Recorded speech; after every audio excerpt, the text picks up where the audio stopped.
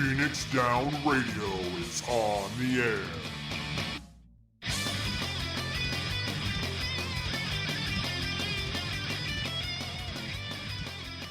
Welcome, everybody, to Phoenix Down Radio, episode number 142. I am your host, Klauss Nightbringer, and joining me, we have a Taliz and a Seyrr. What's going on, guys? Not a mucho. I got an Amaro. I'm 3 levels away from an Amaro. So we're getting very close. Can't you just be happy for me? No! Oh, okay. I'm kidding. Maybe I should get my bard above level 31 someday. One of these days. No, congratulations. I'm very happy, and I'm also very mad.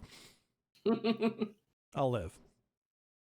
I've learned that apparently the Boston relics go a lot faster if you just do a cluster farming party. So I went and punched and speared things for justice. Yeah, they do go a lot faster when you do that. Use your essence items, people. Oh my gosh, you get so much stronger. Why does no one use their essences? They're so buff. I'm trying to think. I haven't set foot in Boja in a while. I think I'm level 14 right now. So I have not yet gone into the new instance because you have to be 15, I believe. Nope. You just need to complete a cast from Lapis Latore, which is... What? Oh, no. To do the Savage version, you have to be 15. Yes. But for regular type, you could do that. Yeah, I've done regular type many times. Okay. I was thinking about the actual, the 24 Savage man. is typically meticulously planned anyways. I've been learning about this. It is involved. Yes, I have too, and I probably actually won't do much in there, but I figured it would be nice to have at least the right level. Yeah. Anyways, yes, punch and spear for justice. Yeah, I am currently level 77 on my Astrologian. I just hit level 80 on my Black Mage tonight. And if you wait long enough, Astrologian will be completely changed. No, I'm gonna have it finished before 5.5 hits. So fair enough. I also have to change our title for the show because silly me, I forgot to do that before we went live. We didn't change it. I wish they'd figure out what they want to do with Astro and do it, because we've had 3 Astros at this point. Yeah, well, Astro is going to be turning into pure healer now, but I have to say my favorite is definitely Noct Sect. So I love throwing those shields out and just like when I'm running through Praetorium, like no damage. Love it. Yeah. I mean, I would usually go Noct Sect for trash and then Diurnal Sect for bosses. I'll switch it up. Like if there's a white mage in the party, I will go Noct Sec. If there is a scholar in the party, I will go Diurnal. And if it's another Astro, I'll see what they do and I'll do the opposite. And then they see what you do. And you get to like the second boss of the dungeon or the second boss of the thing, and no one has activated a thing. And everyone's like, Astros, what the hell? That's me. That was me like for the first 40 some levels. No, you go first. No, I'm just saying I never turned it on. Yeah. or use cards. I was a terrible Astro. Then again, yes. I was just running it. Yes, you were. I was running through the stuff to get levels. I didn't care. But feel shame. No. Nope. No shame. No shame. I right tried. Here. You tried. Sorry. Klauss is a DPS. I'm a tank. You're the healer. We're stuck this way. Sorry. Yep. I was just a green DPS. Deal with it. That's how I play white mage. So what else have you guys been up to the last 2 weeks? How deep do we want to go? Whatever you want to talk about. I got fired. Woo! That is a thing. It's fine. I actually didn't really care. I honestly didn't notice until like Tuesday or Wednesday that I was like, wow, I have a lot of spare time. I wonder where that came from. But I've had a lot more energy and a lot more time to get a bunch of cool stuff done with the car business and figuring out what I want to do, because obviously I don't want to be a teacher abroad because I can't go anywhere right now. Yeah, but other than that, it's been interesting to kind of get to reevaluate my entire existence for like the 18th time this year. So that's neat. There you go. I taught a bunch of kids photography and then had a homework club party where we played Jackbox games for 2.5 hours, which turns out to be a little too long to play Jackbox games. No, there's never too long to Hour play and a half. Jackbox games. Hour and a half. That's about At the very least, I did not need to be hosting the entire time. Like if one, I think next time we're going to set up so one of the other librarians can swap in for a bit. Ah. On the plus side, some of those kids are really, really good at Civic Doodle. So you were playing Jackbox 5? So let's see. One of the rooms we were running Jackbox, I want to say 5 with TKO. Is it 5 or 3 that has T? One of them it was TKO, and then the other was I believe 4. Okay. And that one we were swapping off between Civic Doodle and Bracketeering. I still have yet to get 7. I have all the others, and I plan on playing more of those, in some of our upcoming, charity streams. There's some entertaining ones in there. Talking Points is really amazing if you've got the right set of people. That is the one where everyone is giving a TED talk and someone else is acting as the person who controls your slides. God, that sounds great. Sounds people rather with some interesting. amount of improv skills make that game amazing. Yeah, I mean it's a fun game, and like I said, a lot you can find them on sale a lot. So if you've got Steam and want to jump in on those to host with your friends, it's a good time. A lot of them support streaming really well, so it's a really nice way to spend time with people. Definitely. And I got jabbed for the second time this week. Ooh, shot number 2. And I got sick for a couple of days from it. So that Yay was for fun. shot number 2. But, that means it's working.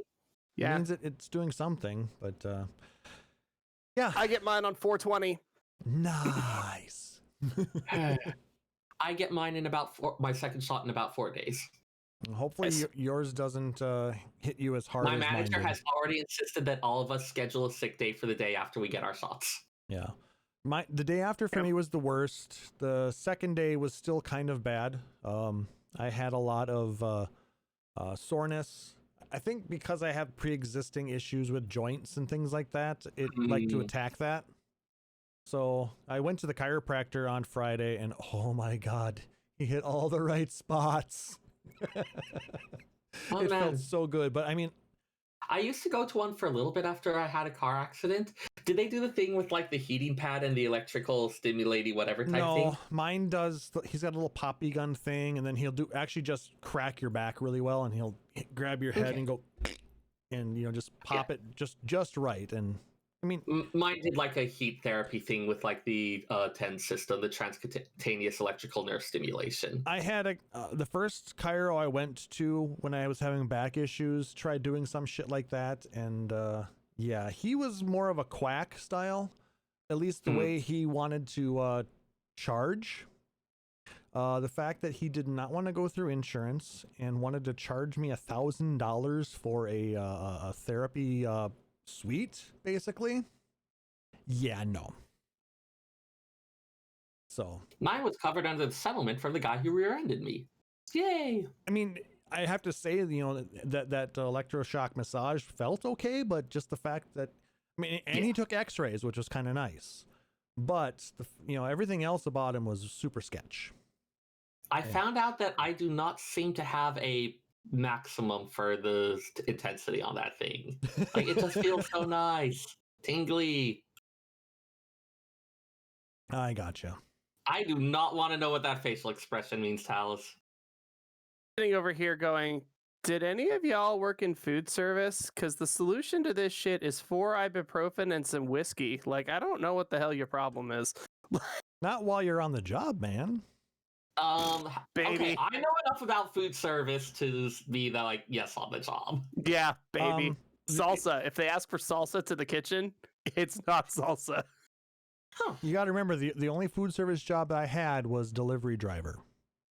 I've never worked in food service, but I have read a non-trivial number of memoirs. Yeah, I mean, if you're working in a kitchen, that's probably a very different thing. The entire kitchen is on uppers or downers or both. Both. Hey, it's this 7-year-old's birthday. Well, we're all addicted to Adderall, and everybody here has seen each other naked. Let's go clap for the child. Hey, you can sing happy birthday now. It's public domain. Oh my. Yeah, we still didn't, though. Yeah. We would sing some weird re-lyric version of the the Green Dragon song from Lord of the Rings. Huh. That's a new one. We had a gamer and geek themed bar. Okay. We had shots for all the houses in Game of Thrones. We had shots for all of the doctors from Doctor Who. We had some of the doctors that we liked a lot got actual drinks. We had a burger called the Thrall War Chief. We had a chicken sandwich called the Lynx Revenge. Nice. Nachos were called Dragon Scale Chips. For Star Wars Day, we had the asteroid belt from The Empire Strikes Back. It was meatballs covered in bacon bits. Then the year that I didn't get a chance to run the menu, Brad did, and he decided he wanted to do frozen bananas as a dessert, but he wanted to do them as lightsabers. So he got a bunch of white chocolate and a bunch of gel food coloring. And let's just say if you want something that's bright green or bright red, that's not the way that you get bright green or bright red. That's the way that you get pastel green and pastel pink in banana shapes. It did not go well, or it went amazing, depending on how you want to look at it. It was so good. So welcome to Phoenix Down Radio, a Final Fantasy podcast. Yeah, we actually tried to do Final Fantasy stuff and Square Enix shut us down, but Blizzard and Wizards of the Coast didn't care, so we didn't have any Final Fantasy stuff on the menu. Yeah, I suppose it's with the whole thing they were doing their theme restaurants abroad, and that exactly causes problems. Even though Square Enix was harder to deal with. Nintendo didn't care, which was weird because you think they would because it's Nintendo. But we were based in Washington State, and Nintendo staff, myself included, worked there. So they were like, oh, whatever, it's fine. Like, they're never going to overstep because all the actual Nintendo employees that are nearby won't let them. And that's pretty much exactly what happened. But yeah, seriously, I if you want to go to a chiropractor, awesome. I'm just going to drink whiskey. It's so much easier. Yeah, it depends on where you're working, though. I don't think my bosses would look too highly upon me opening up my desk drawer, pulling out some Jameson and taking a couple of swigs. So. There are entire city statutes about this kind of thing. So you're both new. I can tell. Says the youngest of the three. You're both new. I can tell. Anyway, let's go ahead and jump into some gaming community news, because there's a lot to talk about. There's a crap load. Things happen. Let's start with a little Final Fantasy arcade news. We haven't talked about that at all.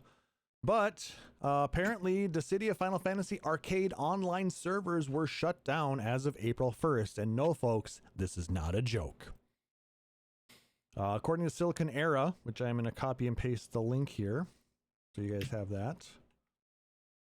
The Dissidia Final Fantasy director Takeo Kujiroka,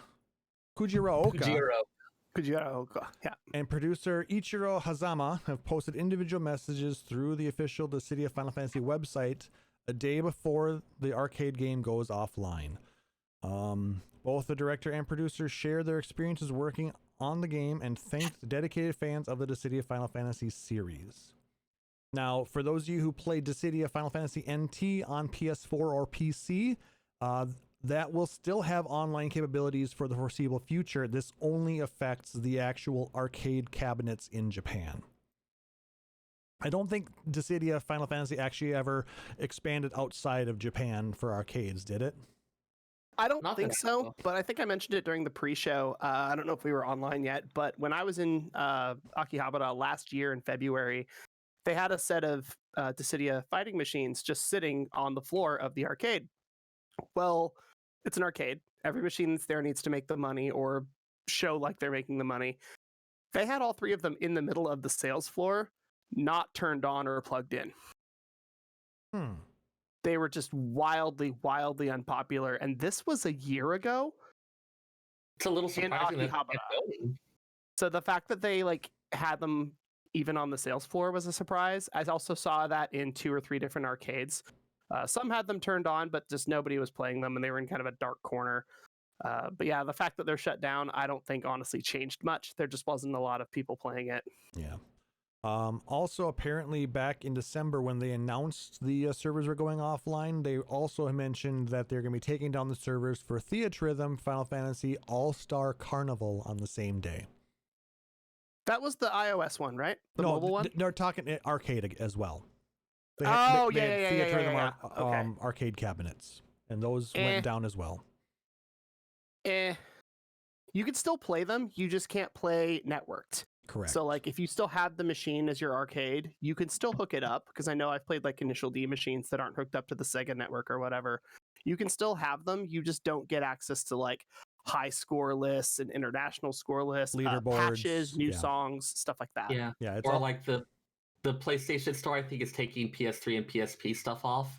And like if you've got the games, they'd still function, but like if there were any updates or like DLC, you're not going to be able to get that. You can't purchase anything new for them, and you can't purchase the game after the stores go offline. However, if you own the game, you can still re-download it if necessary. Yeah.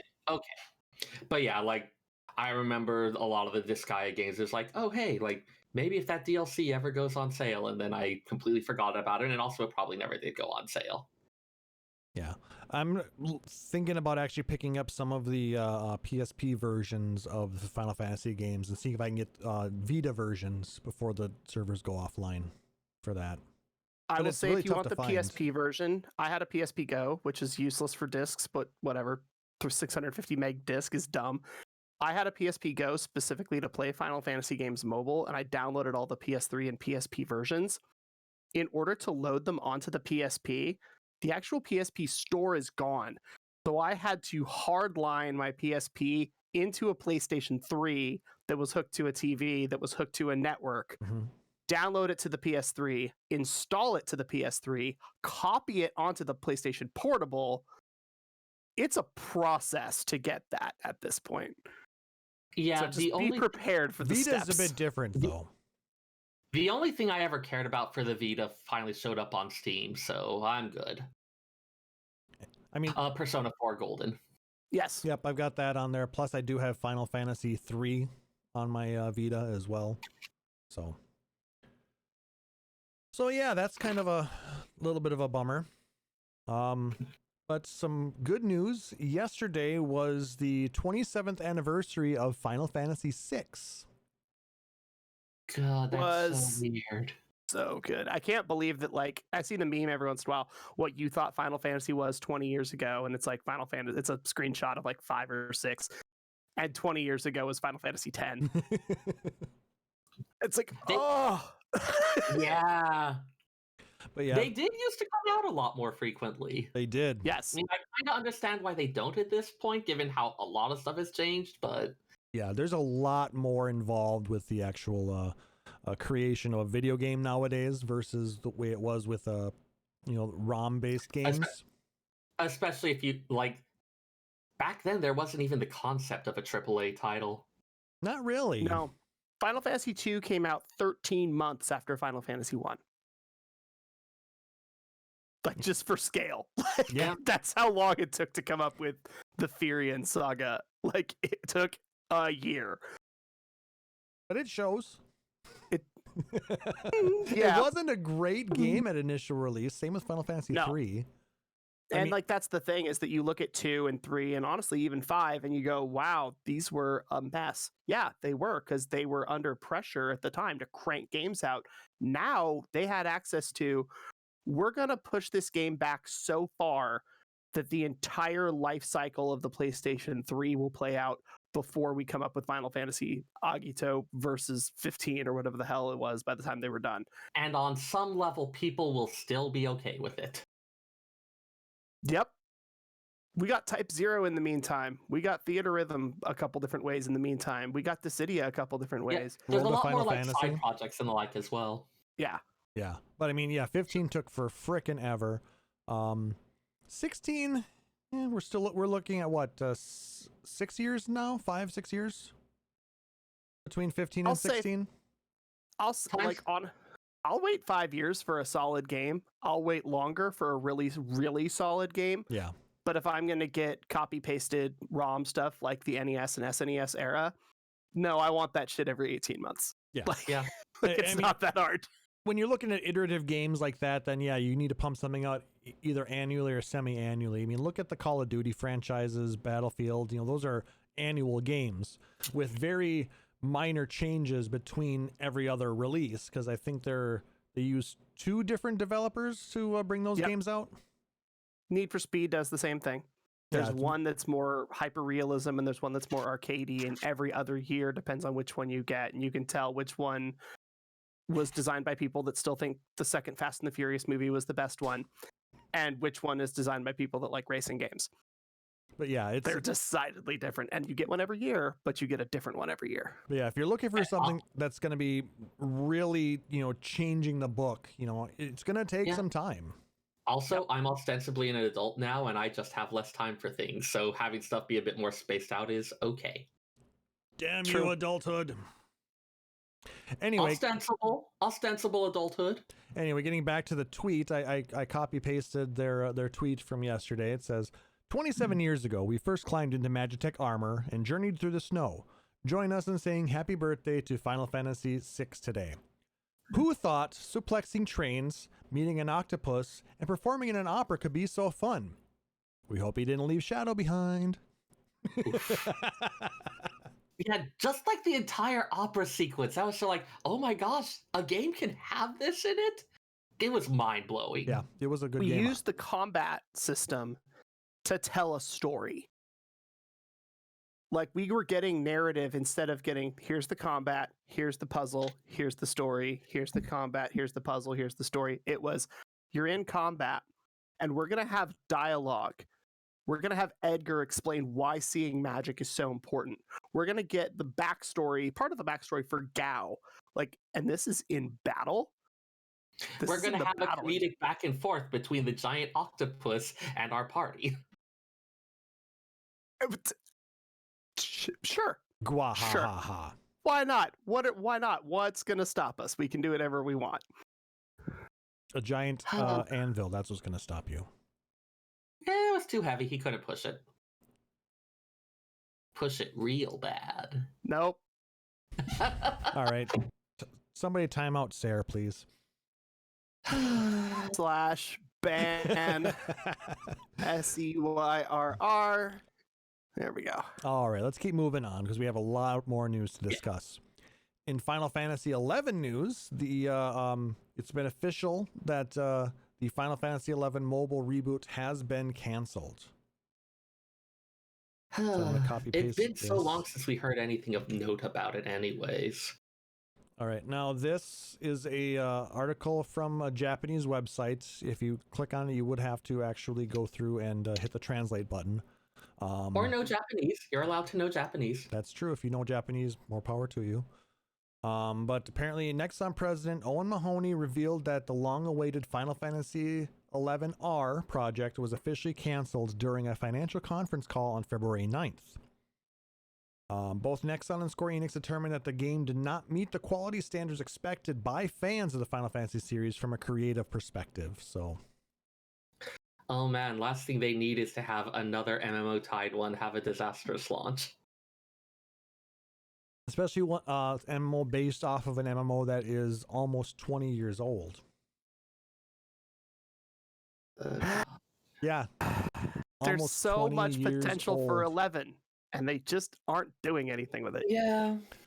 But they are still doing stuff with 11 because we just got the Final Fantasy XI April update.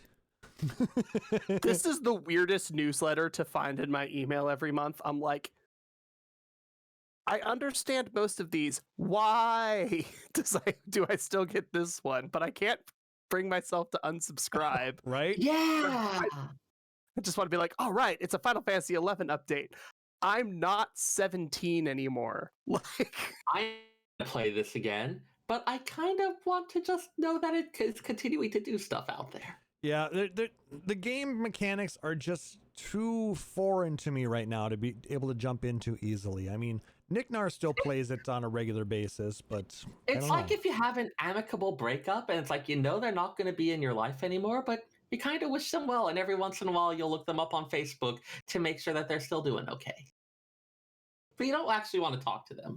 Nani the fuck?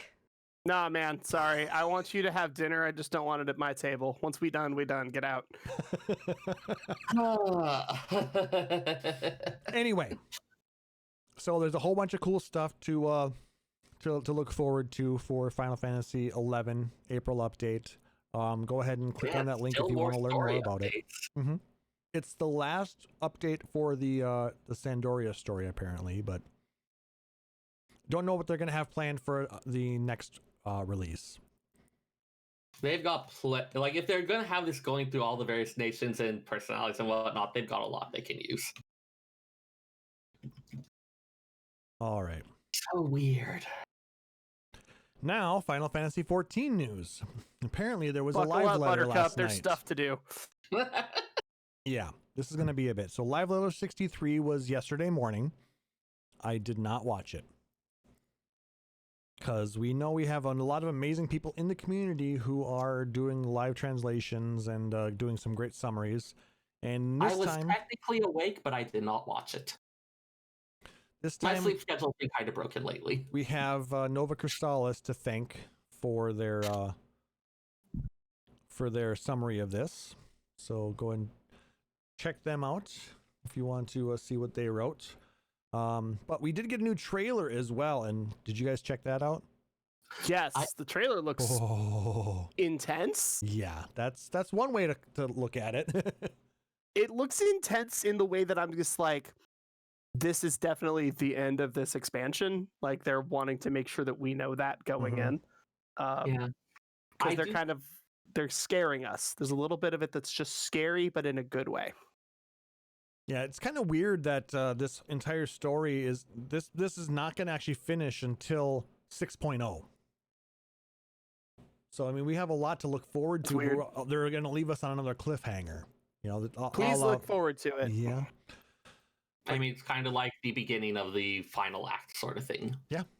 All right. I mean, I guess technically this last one was the beginning of the final act. All right. There's a link to the trailer out on YouTube. You can check that out later. We'll also have it linked to the show notes for those of you listening out on the podcast. So yeah, patch 5.5 part 1 releases on April 13th, 2021, which coincides with the PS5 beta. Oh, I'm excited for that. I was going to say, do you have everything up through current on PlayStation? Okay. I have everything through current on both PS and PC. Okay, so I knew that you primarily played on PC. Oh, I do, yeah, but I keep it up in case I want to jump over, or like if I need to, it's there. Okay. Or if somebody wants to try it out, I can, send them in on another character. Gotcha. I've got a few alts that I have created on different data centers, so.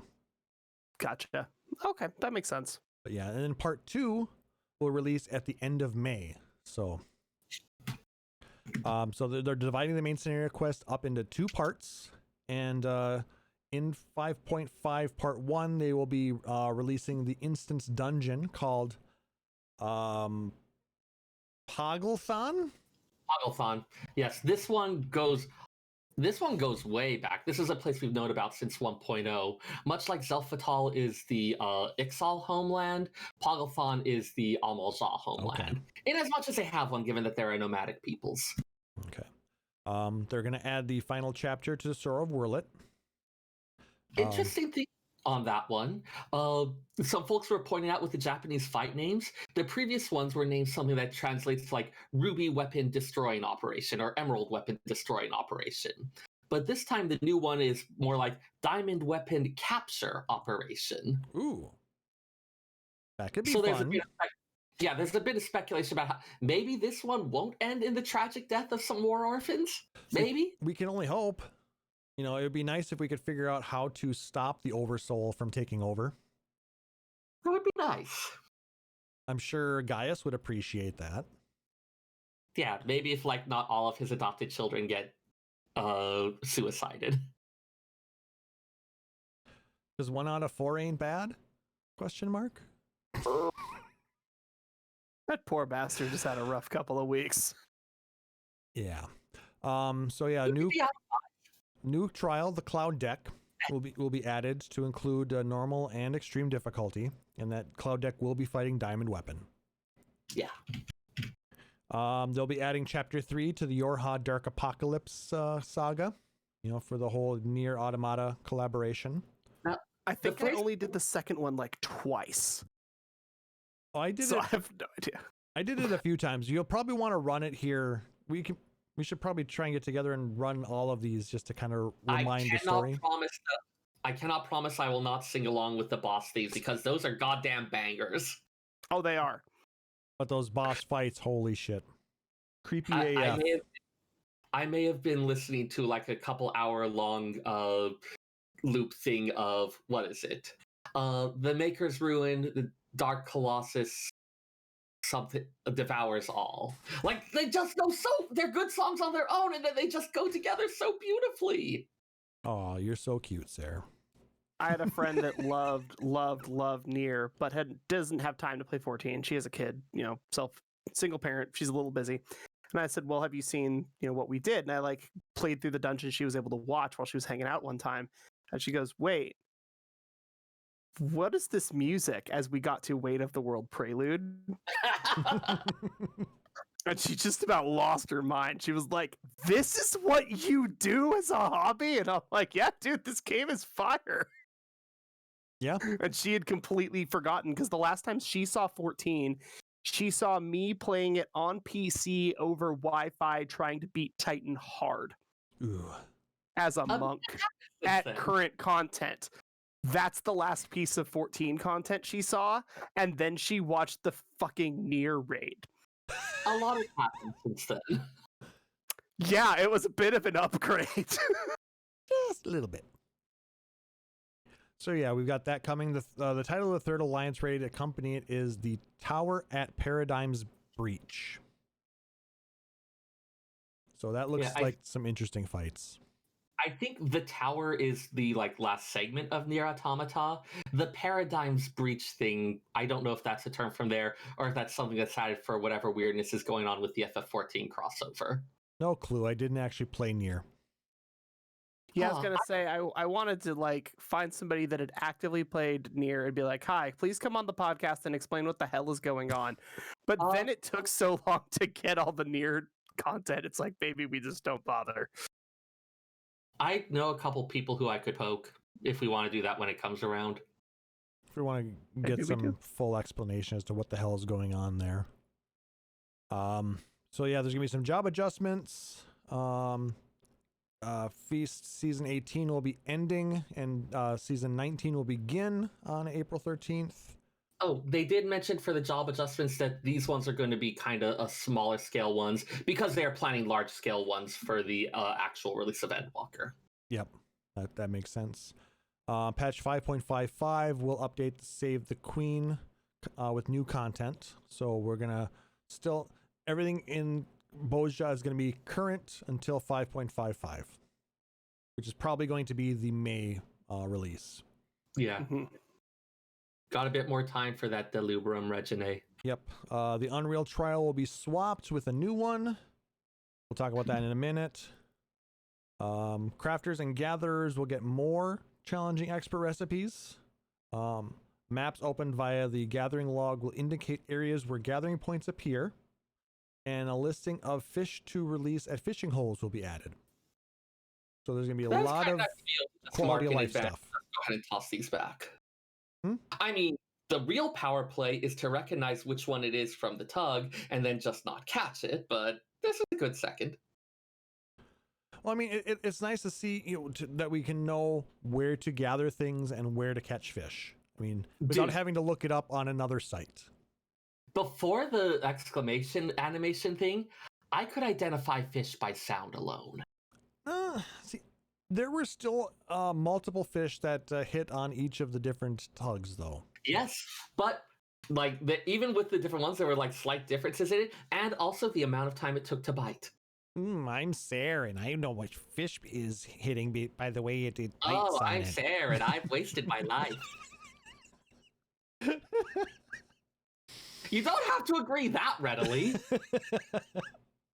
I'm not agreeing with anything. You're just stating a fact. I'm just rolling with it, man. I mean, when what you say, Seyrr, is correct, there's no arguing with it. Yeah. Even if it is self-deprecating. These are more changes that are intended to make it accessible to people who do not spend so long trying to catch a Navigator's brand that they can tell the difference between all of them based on the timing and the sound. For the Remember when we gave non-Seyrs. Chili shit because he was so mad that they upped the amount of damage that Monk did and made positionals less important? This is that with fish. Except I'm not mad. Like, this means there's more people hanging around fishing holes and we can have chats. Oh God, he's going to convert everybody. Like, you see, like, you gather at a thing for a big fish, you'll see a lot of the people who you saw before, you check in on how each other's doing. One of them ended up inviting me to a Blue Mage Link shell just because we ended up hanging out for fishing enough times. Fair. Fishers are a little bit nicer to each other because we know who the actual enemy is, and it is goddamn Seyrr. It's a heaven's word fish. How do I still not have it? You somewhat cut And out because you were here smashing at your desk. 7:08 p.m. Pacific time, Seyrr had an aneurysm.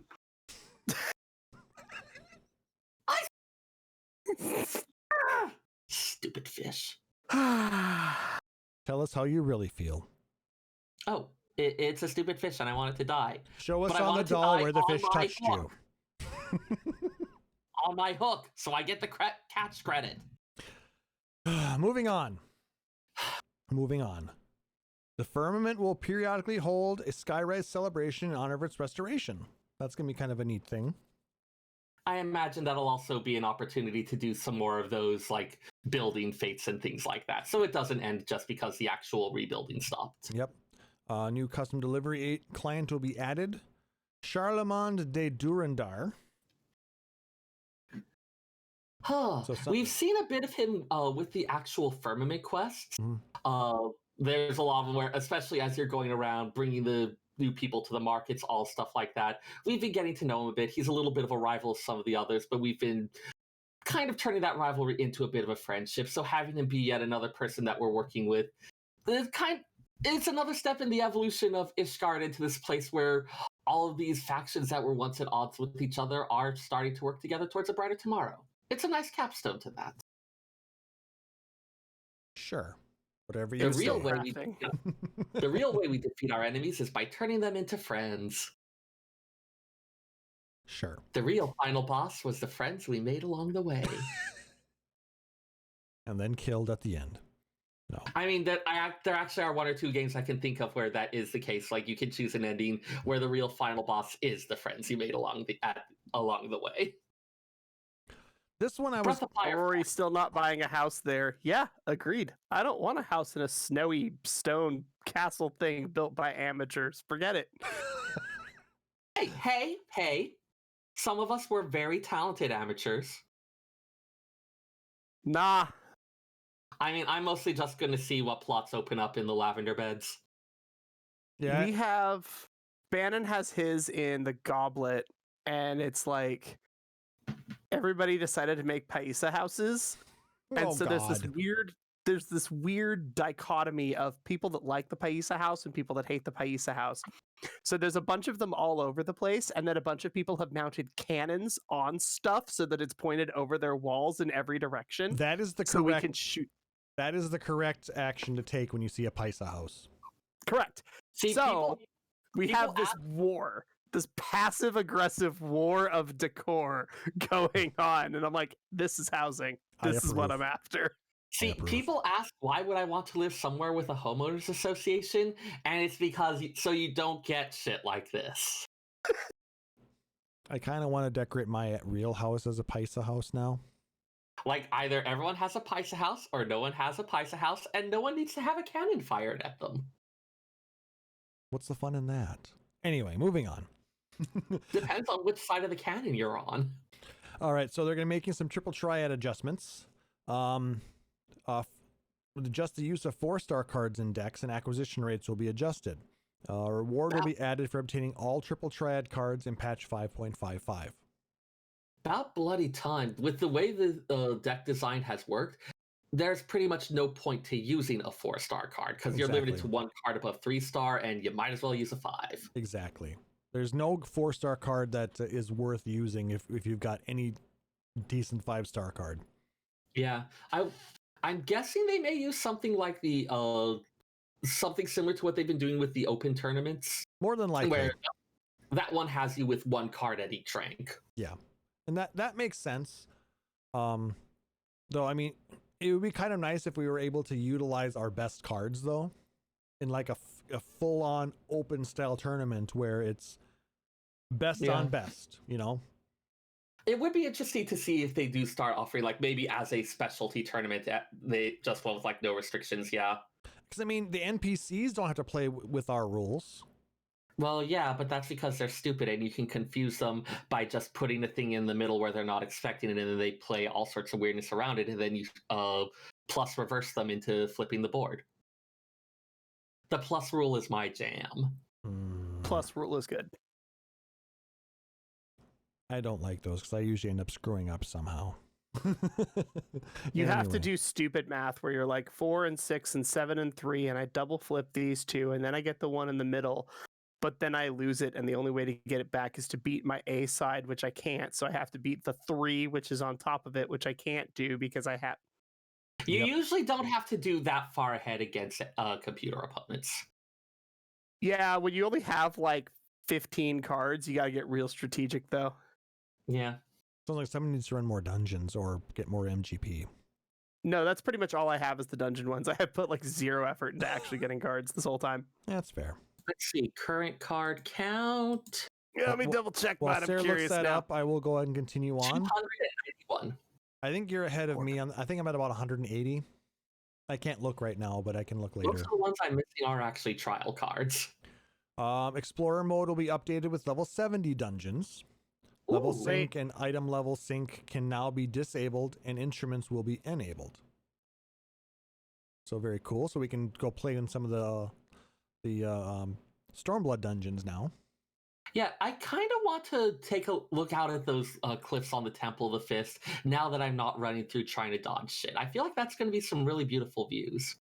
Also, the Swallow's Compass. I never go to the Swallow's Compass anymore. Yeah, Swallow's Compass would be good. There's a lot of really good dungeons, especially for the people that like doing photography. I feel like you could get some interesting effects out of the burn. I feel like people are just too traumatized, but I think there's a lot there to work with. Dude, the burn was awesome. I spammed the shit out of that place. It's just you hope 11-minute run. Go, go, go. You just hope you had somebody who could didn't totally spaz out at the last boss. Yeah, I actually hilariously I ran with Warrior Astro. Because I had an Astro that just had a fucking notebook with every single, if then what card play to do at all times and was crazy good at it. So we would just go in and just crush the crap out of it. And literally, I think our top time was 10 minutes and 58 seconds or something insane. Okay. Damn. All right, I'm going to keep going because we have a lot more to cover. Not so fortunate. More things. New indicators for bonuses while ocean fishing will be updated. New instrument will be added to the performance feature in patch 5.55. A new reward for obtaining all the trial mounts in the patch 5.x series will be added. So that's our usual Kieran, Firebird, whatever equivalent. It's going to be a mecha dragon. I think they showed that in the last live letter. Yeah. New prizes added to the gold saucer. Thank God I have something to spend some MGP on. I'm only at 9.2 million right now. Jeez, dude. And I've bought all the cards, all the mounts, all the minions, almost all the glamour. All the gear, all the emotes. Mm-hmm. I mean, I think I have all of the pack cards too that I can buy. So I have to double check, but anyways. Yep. We get it. You got an MGP. Yep. Hotbar slots can now be saved when editing an active set of Blue Mage actions. That'll be nice for people who Blue Mage being able to switch around those hotbars and set up those ones a lot more easily. Speaking of Blue Mage, I started doing that up again because, well, I need to gain more of the memories for the second step. I decided to I moved my dancer weapon onto the second phase, and now I'm working on another one again. So I just need to keep going. I figured, well, actually, Blue Mage works pretty great for running in the Heavensward zones. Yeah. Especially since mine's only level 53 now. I gained 2 levels today. Nice. Cluster farming in Bosda is a really good way to gather those, by the way. Yeah, but like I said, Anyway, I need to get more. I really should get that up there as well. Yours is doing double duty, so it's like, and it's a little bit of a less intense way in some ways. Yeah. So, and I don't want to bring my Astro into Bozja because I'm not very good as the healer class. So I'd rather do something a little bit more easy. Anyway, sorry. Achievement rewards can be directly accepted from the achievement list, so you don't have to go to Jonathas. No one ever spoke to Jonathas again. Oh, poor guy. Collision detection will be updated. Loading times will be sped up on all platforms. Gotta it's like about that. damn time. Mm-hmm. Well, you know, PS3 limitations and all. Yeah, we don't have to deal with that. We haven't had to deal with that for almost 4 years. I know, it's a joke. An option to use the high resolution UI will be added to the Windows version. Very nice. A pricey new mount will be added to be available to purchase in game using Gil. How pricey? Yeah, I'm kind of wondering about that. I mean, are we talking $1 billion mount? Es posible? I mean, there are people who have like billions of gil. Like they'll have 9999999 on their character, on their retainers, all 10 of them. Do they just need a gil sync that badly? Maybe. I mean, I'm sitting on 150 million right now, I believe.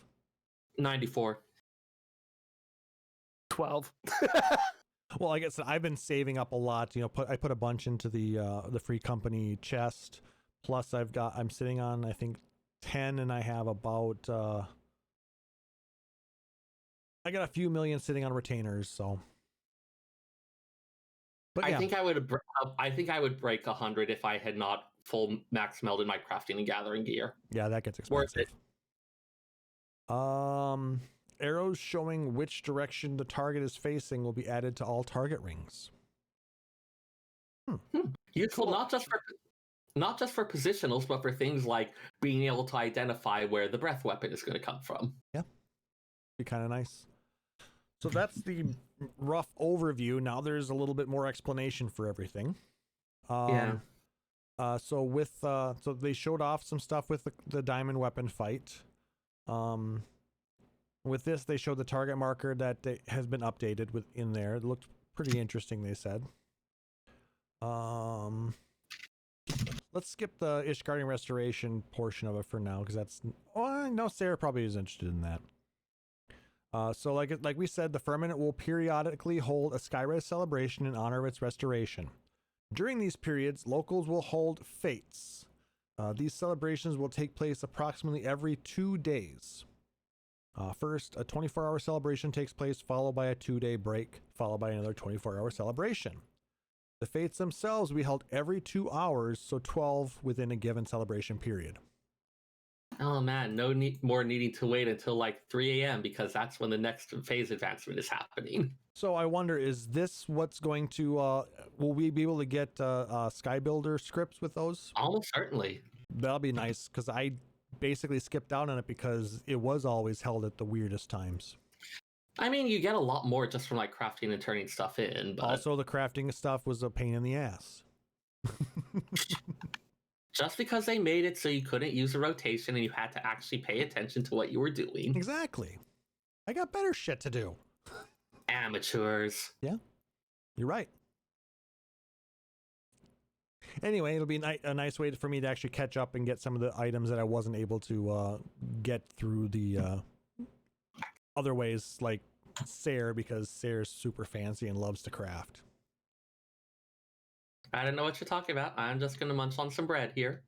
Of course you are. I will say, like, as somebody that doesn't like crafting and gathering, I wouldn't notice if it left the game, but I do like that it's there because there are casual players that do need something to do. And the fact that we have people that are role playing, that are crafting, that are gathering, that collect all the fish, that collect all the cards, that spend an unhealthy amount of time adjusting the market board using their whims. Like, you can do that. You can also go dungeon grind all day long. You can also do extreme trials and have a static. Yeah. Again, it's an MMO and it's a huge one. If you want to craft, go craft. I will see you elsewhere because I'm not interested, but Like, it's cool and I'll buy your shit for sure. Yep. This came up in a couple discussions I was having with people just today about the fact that there's like kind of multiple different end games to appeal to different types of things. There's not just one of like, okay, it's the high end rating or it's nothing. Mm-hmm. Yep. You Right. got the raiders. You've got the craft. I mean, the crafters end game content, I would say, is just as difficult. I mean, because it requires a lot more thinking and precision and a lot of luck. Yeah, it is a much more like kind of cerebral one. The Raiders, there's definitely a lot of like being able to like read figure out what's going on the battlefield on the fly, devise a plan. Like they're both difficult just in different ways. Mm-hmm. And then there's the stuff for the people who just really love the grind, who like the endurance fest. And yeah, we have things like Bosja, like Eureka, which are very similar in they're very grind heavy, they're very time consuming. We have the ability to just go craft, make a bunch of money. We have the ability to play with your friends and figure out what end game looks like later. And all of it works, and all of it's fun for the most part. Lay out furniture and intersect it just right so you create some kind of modernist architectural paradise. Clip the cannon nice into some the of those. wall balanced on top of your fountain so you can shoot the Paisa house. Like, take a look at I this. wanted to cosplay as Selfie but a dude earlier today, and both players had things to do in game for an hour. Like, you got somebody to play your game for an hour. What they did could be anything. Could be anything. Take a look at one of the FF14 housing subreddits sometimes. You see people who are like making things in game. It's like, how is that even possible? Mm-hmm. Ooh, Yeah. I Seaside think was Resort. it people were making like bedrooms and stuff inside the large mansions. People have made Airbnbs in their large mansions upstairs. People have made bathhouses. Somebody made a restaurant in an apartment once with like actual food that you could eat in an apartment, not even a house. Like, it was nuts the amount of stuff people can pull off in this game. Yeah, and not just that, but as I said, like making like actual modernist architecture type things, which doesn't seem like it should be possible with the components we have. Yeah. You can even create a podcast set in your house. Or a play. How about a play? That's a thing With we've done. fully featured everything. I mean, you've got a whole bunch of lighting, rigging, ways Specialized to stuff, so enter. they had specialized stuff so they could have people lie in particular positions on the stage, which wouldn't normally be supported. Man. Like they had beds placed just under the stage so that when people were hitting the mark, they could be like lying down and in position on the stage. Or that whole elevator thing that they showed us after the fact. Holy In order crap. to be able to move around backstage and get into your place in time. Insanity. All available in Final Fantasy 14. Yeah. There's Sign like up so many today. different kinds of endgame. Join the 22 million players. Yes, Oh that god, was a is this the thing. new Raid Shadow Legends? No, they did No. announce that there were 22 million No, not subscribers, but active accounts or created accounts, whatever whatever their I mean- thing is.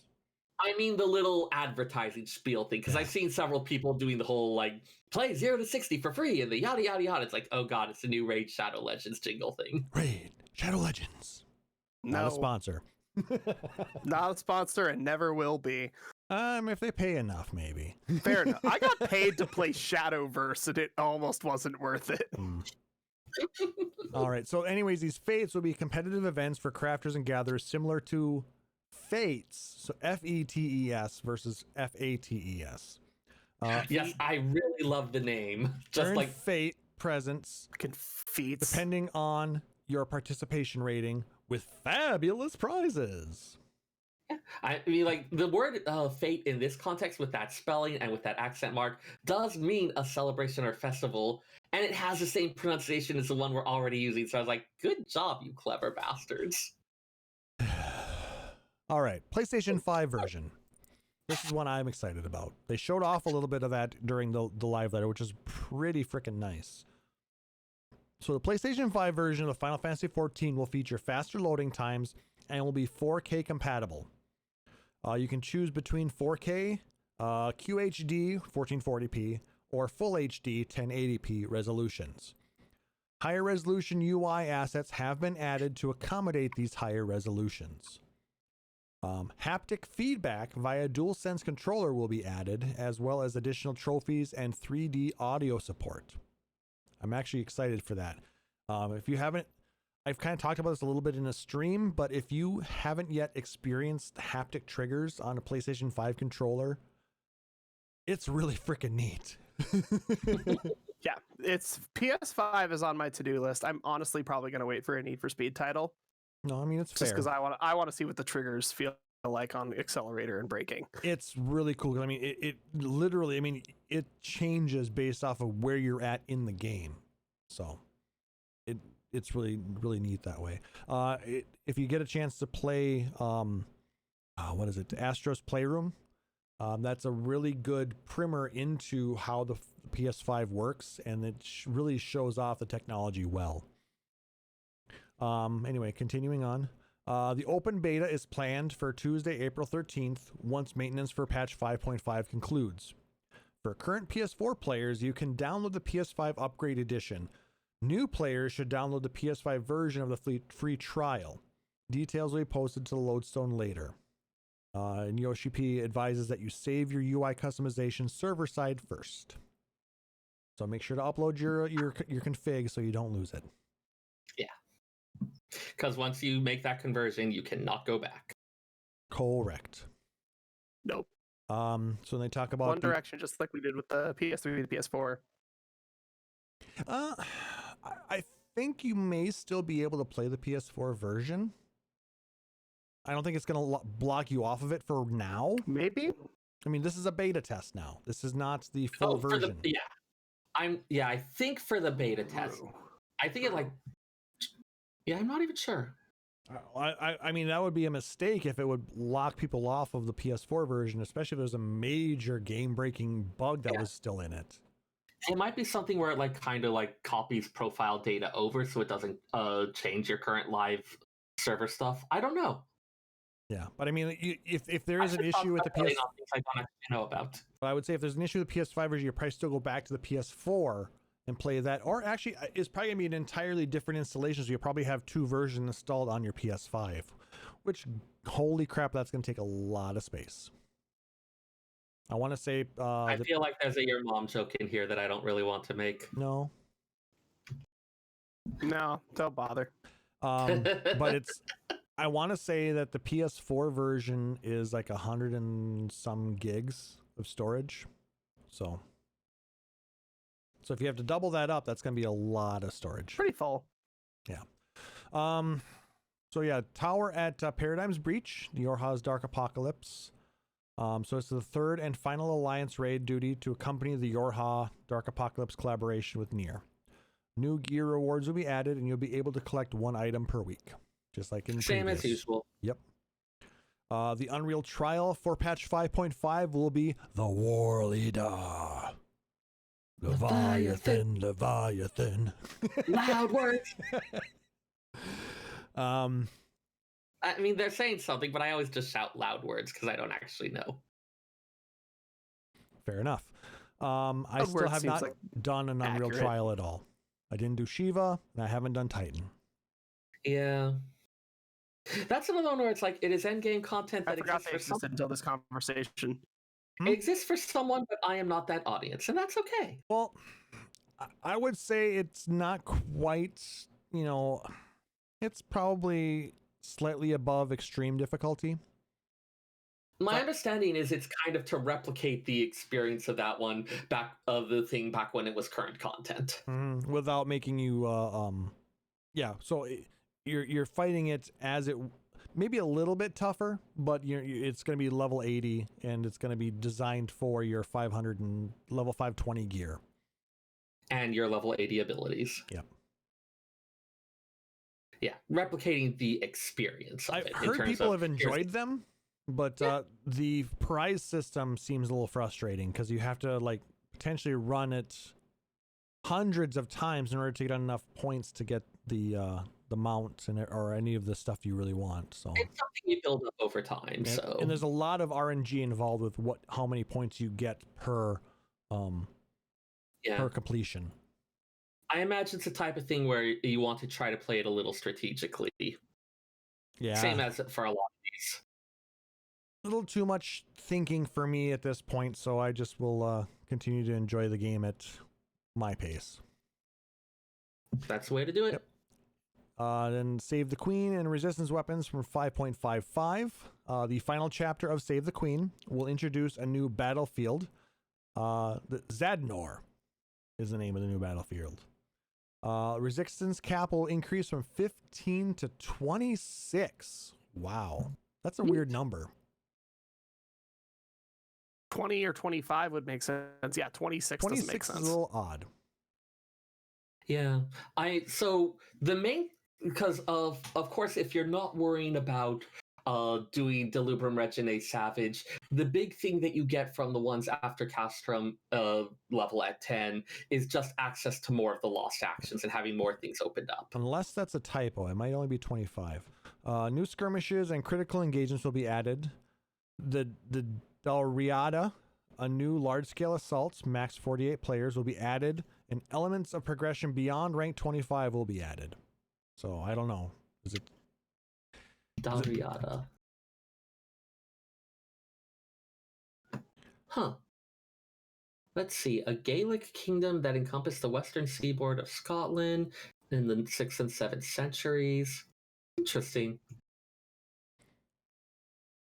A little information on Zadnor. On the border with occupied Dalmasca in the northeast of Boja stand the Sunken Plateaus.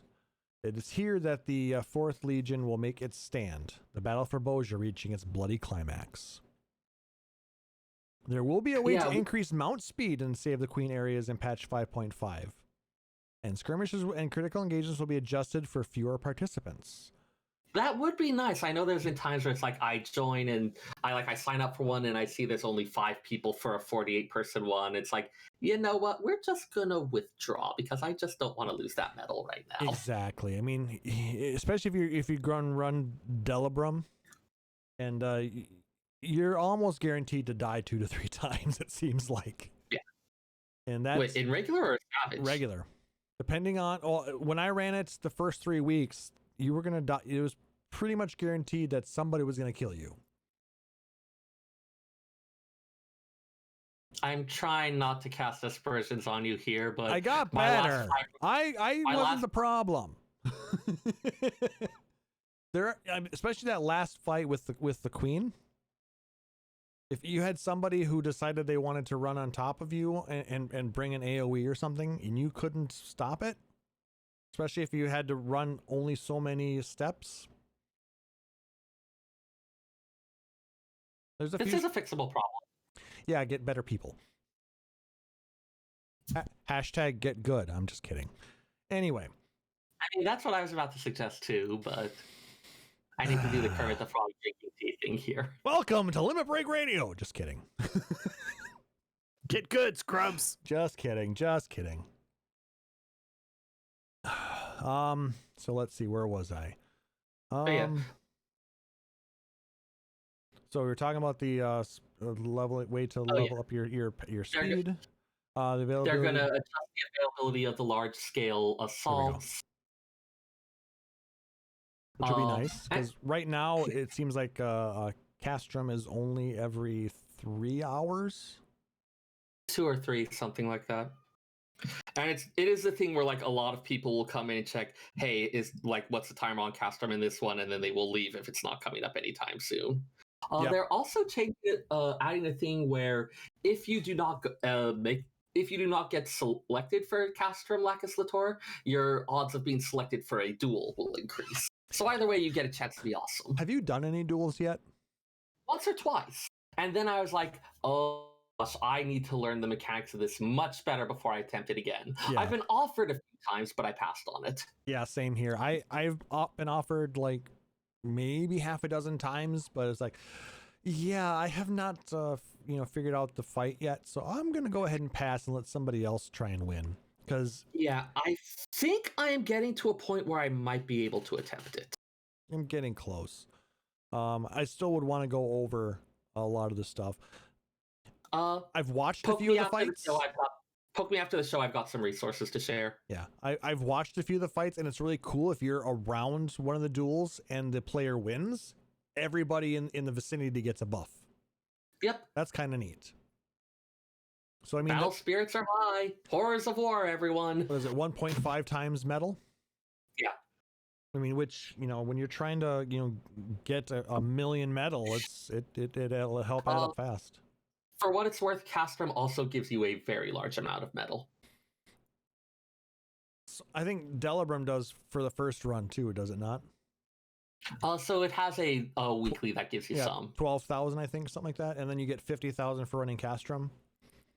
The amount you get for Castrum depends on your level. Okay, that's fair. Anyways, to unlock it, you will need to complete patch 4.5's main scenario quest and the Save the Queen scenario through patch 5.45. So if you've gotten through Delibram Regine, you are ready for the next level.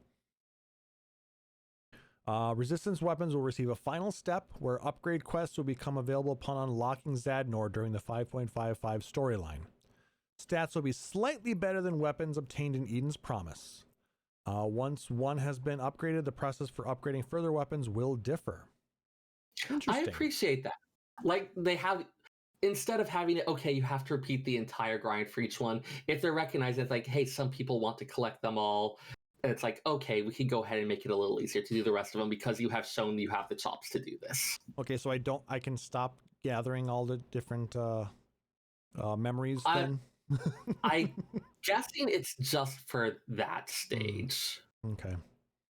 But I know, because it's kind of a pain in the ass to gain all those through the fates. I mean, it's nice that the first ones that you gain through the Heaven's Word zones are guaranteed if you get a gold. But it's kind of a pain in the ass when you get to the third step and you're doing the Stormblood ones, and those are a small percentage chance.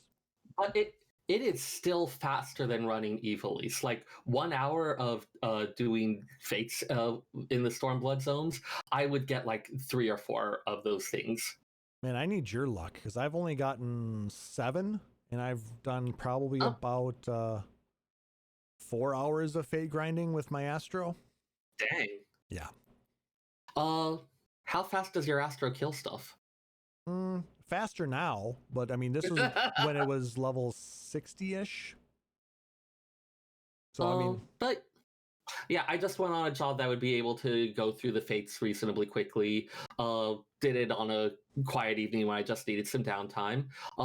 And fortunately, that stage only needs to be done once per character, not once per item. Oh, okay. So then you'll be able to upgrade all of them at that point? Yeah, that is just you are doing this thing to work out a problem they are having in how to upgrade the relic weapons. And once you have done that, they have figured out the problem and they don't need you to do it again. Nice. That'll be good. Yes. All right. Then they talk a little about the Ultimate Trial that's coming in 6.1. New Ultimate difficulty trial is planned for the first major update following the release of the Endwalker expansion, and they showed a sneak peek, which seems to take place in the Vault, of all places. Like an odd place to bring in a trial from, but also it's a couple expansions ago, so like kind of, hey, remember all this other content, we're going to reuse it, and that definitely tracks. I feel like there's a very clear candidate for what that's going to be. Well, I'm wondering if it's going to be, are you thinking Thoradin? Yeah, and his Knights 12. Yeah, so the Knights of the Round. Oh, actually, not just that. Thoradin and his Knights 12, Fafnir. What if you fight all sides of the Dragon Song War at once? So Nidhogg and Everybody. I said half there. Yeah, Nidhogg. So Nidhogg, the Thordan and his Knights 12. Maybe throw in Hraze Velger or Shiva just for the fun of it. And how about the Asians? Shiva, that seems like fun. Let's throw Asian Prime in as well. Yeah. I mean, we've seen that they're willing to play around a lot with the mechanics and do stuff that's like kind of a storytelling of the mechanics within it. So, but yeah, just off the top of it, kind of thinking, okay, reenact the Dragon Song War. Yeah, where it's you versus everybody in the Dragon Song War. Yeah. Everybody at the same time. Yep. Nothing bad will occur. No. Maybe they'll get Ratataskar in there, and in order to ensure that you survive some particular thing, you'll have to either eat or not eat her eyes. Too soon, Seyrr. Too nope, soon. that's weird. 1,000 years. That's soon. still weird, bud. Saying. So, and then of course, in 5.5, there's going to be new housing and fashion items. Plenty of new mounts and minions. Dumb sunglasses again. I haven't gotten a new pair of dumb sunglasses in like a year. Well, go to the Mog Station. There's probably some there to buy. Probably. The people have spoken. And then they talked about the Digital Fan Fest. So to reiterate, Digital Fan Festival around the world will be held on May 15th and 16th. Commemorative items you'll be able to purchase include an 8-player Lunar Whale mount, as well as Final Fantasy IV themed minions. Various orchestrion roles from various albums will also be available to purchase. That's kind of nice. The team is planning for all stage events to be broadcast live with digital activities available to enjoy online and in-game. That's neat. So we're I'm glad that we're getting something to make up for the fact that we can't have real Fan Fest. Mm-hmm. Yeah. I mean, I'm sure they feel kind of bummed about it too. And most stage events will have English interpretations. So quick run through of the events. On May 15th, we'll have a keynote. Welcome to Naoki's Room. A panel called How Do You Like Heidelin? A development panel. And then to cap off the night will be a piano performance featuring Keiko. On day, go ahead. Give her a damn Crumhorn. More Crystal Chronicles music, please. No, you know what's going to happen? Soken is going to come in with the Crumhorn. Yes. And a box.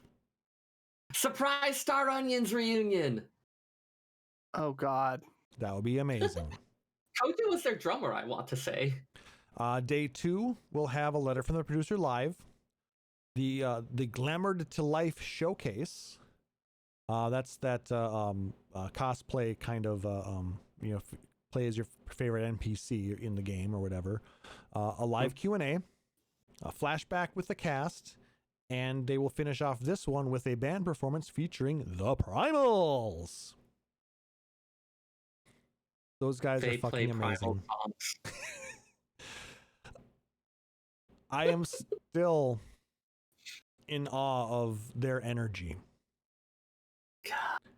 No, with when they released the new band and piano album, did you guys pick that up by chance? I did not. I think I just finished grabbing all the Distant Worlds and Scions and Sinners, I believe it's called. Sounds right. Leading up to the release, end of last month, they would release a video on YouTube every couple of days. So amazing. Yeah. Go watch. So good. And the music is great. Not a lot of circulation. Well, it's so good. The video was also just hilarious. Also, the orchestrion rolls you get from the first edition release of it are pretty good. You get a piano and a Primals version of songs on the album. I think I've got them in the playlist in the house here. I've got it turned off right now, but at least for my side. But I don't know if you guys have heard it while we've been sitting here. I haven't heard it, but I have been seeing the things updating saying A Long Fall, Scions and Sinners Band is now playing. Yep. Neath Dark Waters, Scions and Sinners is now playing. Yep. I love that they do that so we can have the music in game as well. Yeah. And that they have all the different variations of it. Yep. Yeah, the album includes MP3 versions of the original songs, the piano version and the band version, as well as Blu-ray video of a lot of these performances. It's really worth the money. That's insanely cool. It just sucks that it's a pain in the ass to get shipped here, whether it's from CD Japan or from the Square Enix store. Someday I'll be able to bring you guys back stuff again, and it'll be fine. Yes. Chicken tenders are ready to fry. So in-game activities will include a FanFest version of the Moogle Treasure Trove. Digital festival-themed frames and stickers will be added to Group Pose for a limited time. So we'll be able to take screenshots with our characters with limited time stickers in G-Pose. So that's kind of neat. It's cute. Yep. And they're doing the treasure trove thing is kind of neat as well, you know, because then it's a great way to get some limited edition in-game merch and get people to run certain things. I wonder if they're going to add anything into the game like they did, like when they did the Proto Omega or Proto Ultima or Greg. Ooh. You know, because they had it in certain worlds at FanFest. Right. And then they added it later on in the game, like they put Proto Ultima into Dune Sky. Yep, I remember because in the one that was at FanFest, the fight location was at The Last Remnant, and I always keep meaning to play that game.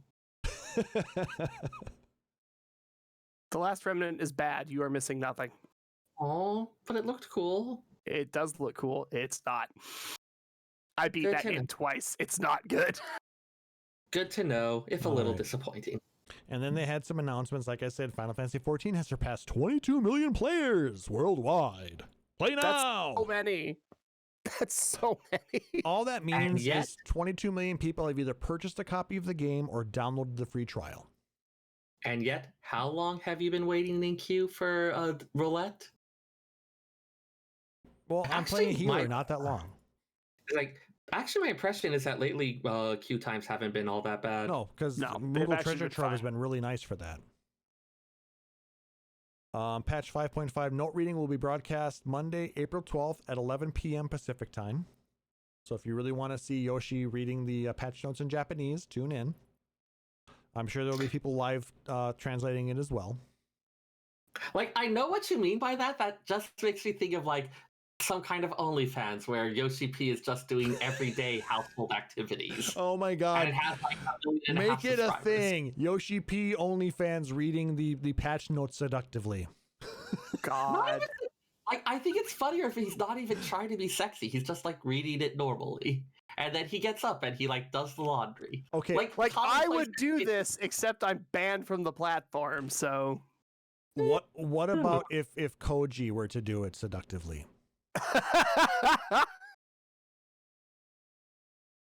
Yes. Honestly, he was cuter when he had hair. Oh my. Also, no one tell him I said that. The Yorzi Cafe will open for a limited time in Nagoya, April 28th through June 30th. They do every once in a while where they'll take stuff out of Osaka and Akihabara, and they'll make like a little 1 month pop-up version of Eorzea Cafe somewhere. They've done Nagoya before. They did Akita once. They've done Sapporo before. Isn't Nagoya where the Olympics are going to be? No, that was where the Olympics were back in the 90s. No, that was Nagano? Nagano. No, Tokyo. Tokyo proper is actually where the Olympics are. Okay. I saw the buildings; they are there. Okay. No, Nagoya is where they were going to have FanFest. That's right. That tracks. That's what it was. I knew there was something with Nagoya and something. I'm planning a vacation, bringing 3 other people in the middle to end of next year. So I have a lot of locations in my brain in Japan.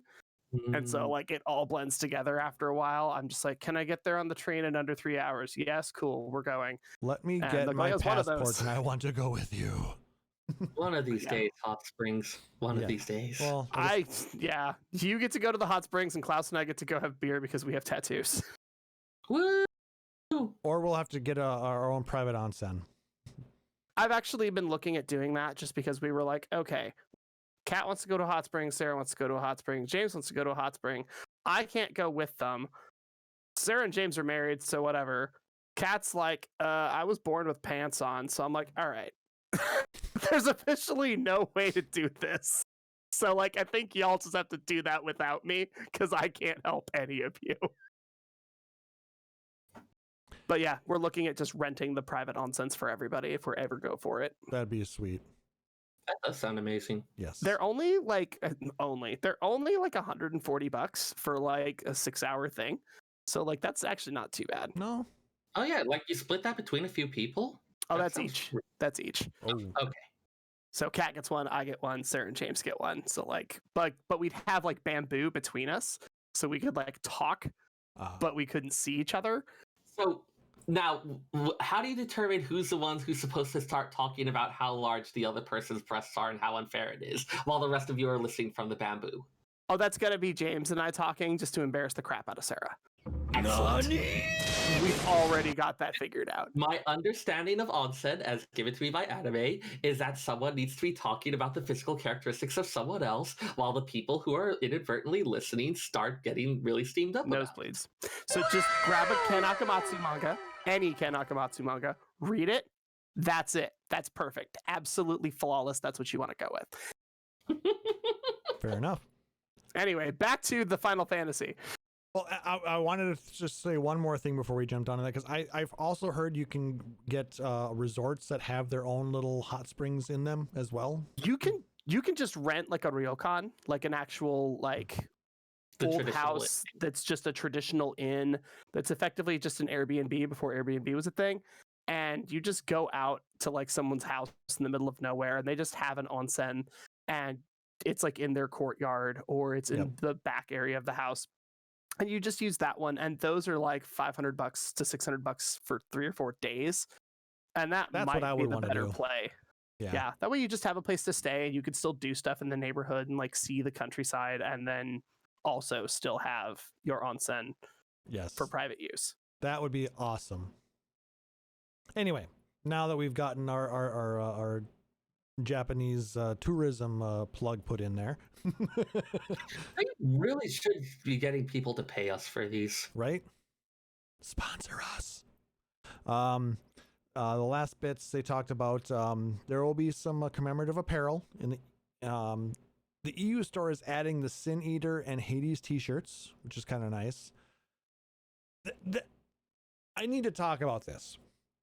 Okay. There are huge discrepancies between what's available in the JP store versus the NA store versus the EU store. Yep. The JP store gets some amazing looking shit. Yep. And I want some of that stuff, yet we can't have it because it's not available. And if you try to use a reseller or have one of your friends buy it in Japan, Square Enix very politely tells them to go suck on a lemon and gives them nothing. It sucks. I do wonder how much of that is because of things like if there's import, export, or like customs restrictions on things. I've been learning a lot more just like international trade and just how many things get screwed up by that. So if it's liquid, it's almost always a giant pain in the ass. Like whether it's brake fluid or alcohol is obviously a problem sometimes if it's personal. Mm-hmm. Professional shipment is kind of whatever. But like I've had to bring back like real gold and a bunch of other stuff from vending machines.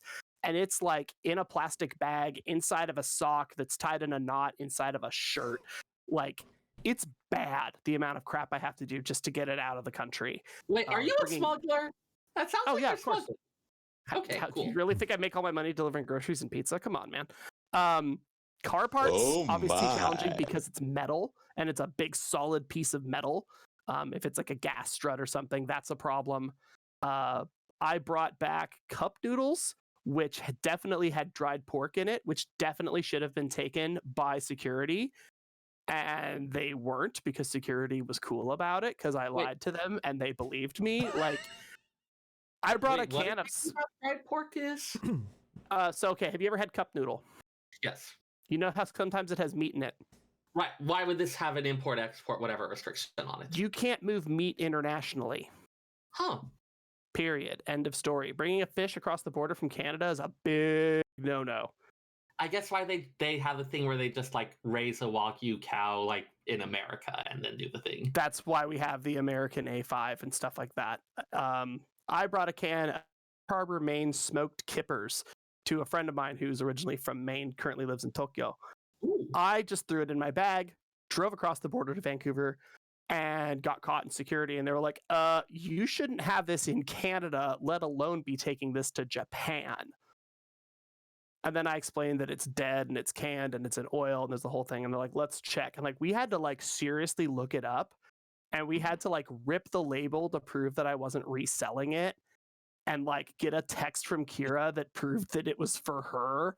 Like, it was a whole thing to bring one little 4-ounce can of smoked kippers.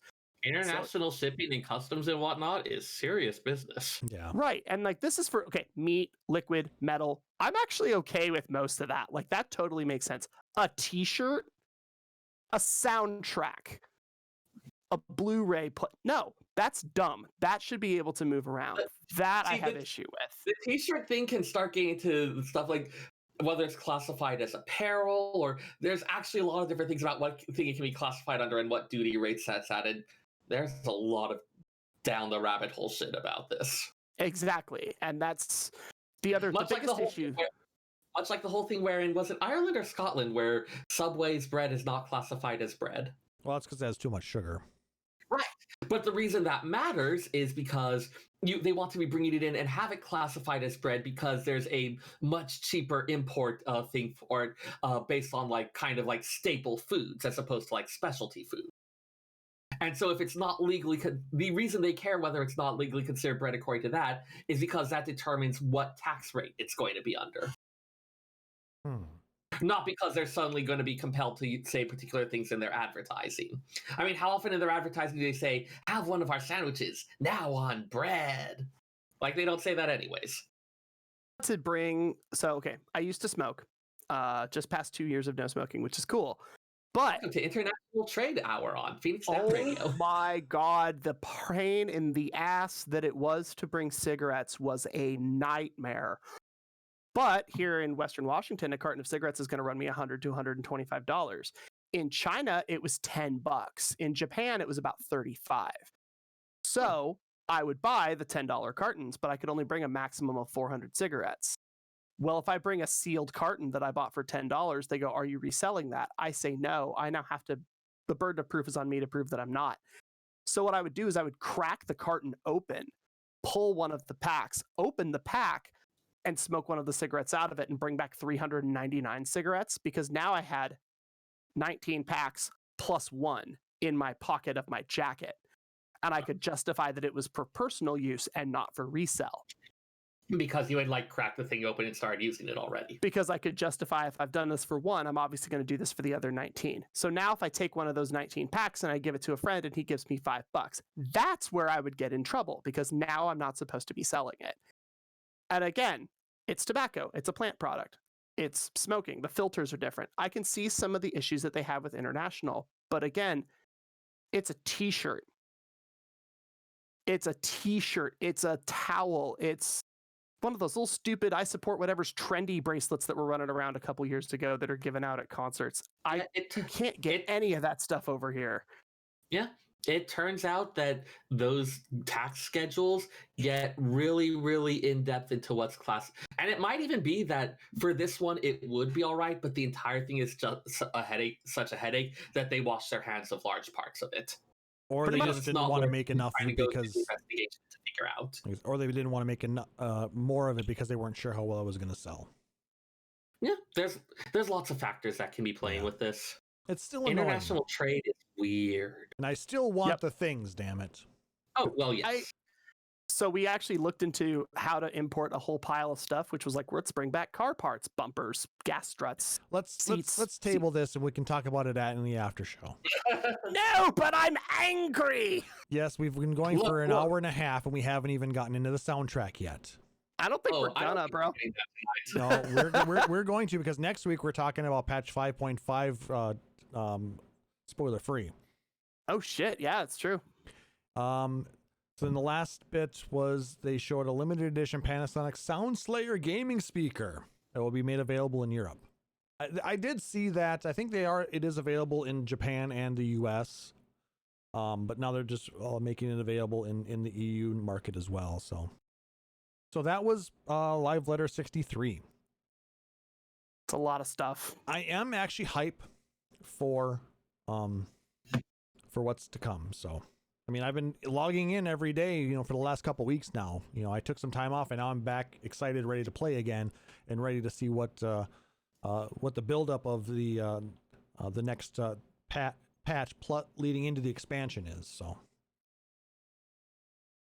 all right. So let's get into our actual discussion topic. We've done discs 1 through 3 over the last 3 episodes, and now finally we have the shortest disc as far as number of tracks, but it's got some of the longest pieces in it. Rip. Anyway, so let's jump into disc 4 of Final Fantasy VIII's original soundtrack.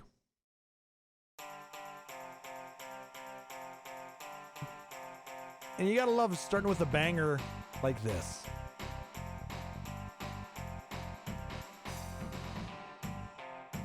Mods de Chocobo. We have to have the Chocobo song somewhere. There it goes. This is the Chocobo theme for Final Fantasy VIII. Now, VIII's a more technological world. People are getting around in cars, trains, stuff like that. So the whole needing to ride around on a horseback or equivalent hasn't really been as much of a thing. And I think you can go most or all of the game without ever actually doing stuff with the Chocobos. Yeah, but who would want to? Because I'm at the end of disc 3. I haven't touched them yet. But yeah, I think it's mostly you can find a location with them and then you can use them for doing some like little side quest minigame type things. But it is completely skippable in this one. But who would want to? Oh yeah. Fun. Like, I would see what feels more likely is just you don't even know that they're there. Yeah, they're not as prevalent in VIII. That's definitely true. Yeah. I definitely paid the kid to catch one for me. I was just like, I don't care about this stupid minigame. So I was like, I'm not going to play it. I'm just going to have the kid do it. Reasonable. You don't need any items in that game. Money is completely worthless. So, well, depending on how you're trying to get through the game. I mean, you still want to probably upgrade weapons and stuff like that. But you don't need much. You need, if you have like the lowest seed rank and you just play really slow, you'll still have enough money for all that stuff. Fair. All right, so let's go ahead and jump into the next one. We're going to try and push through some of these a little bit faster. So, speaking of transportation songs, this is the theme for the Ragnarok when you're flying around in it, called Ride On. Definitely seems like an airship theme. It has to be booming. Look at, There we go.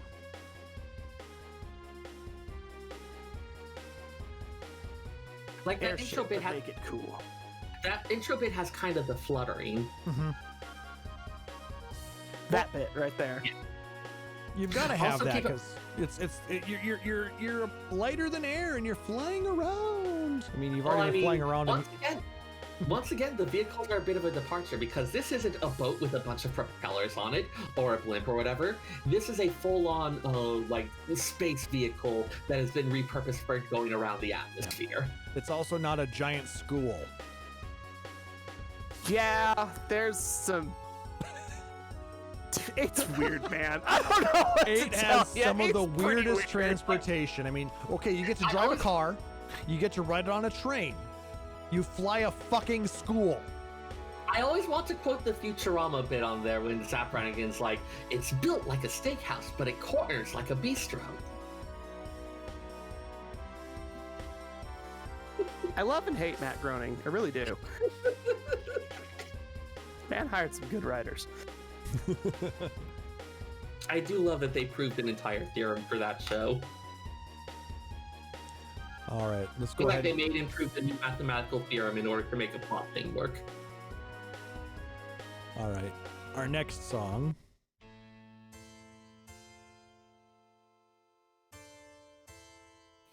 This is called Truth.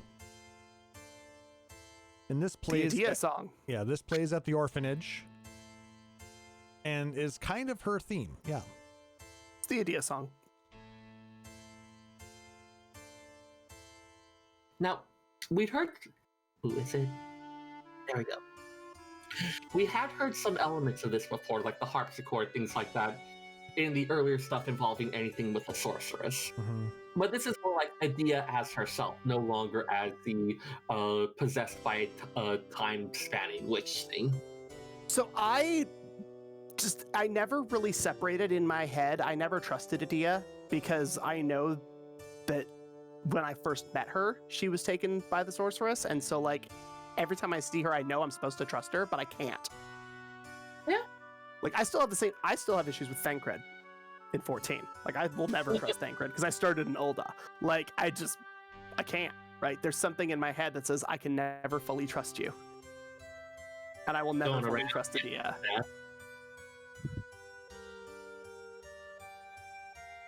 But yeah, where you have kind of like the stately, like horror type thing. Here it's more of just like a little bit of like a sad, mournful one. Like this is Adia not as the sorceress, but as the orphanage matron.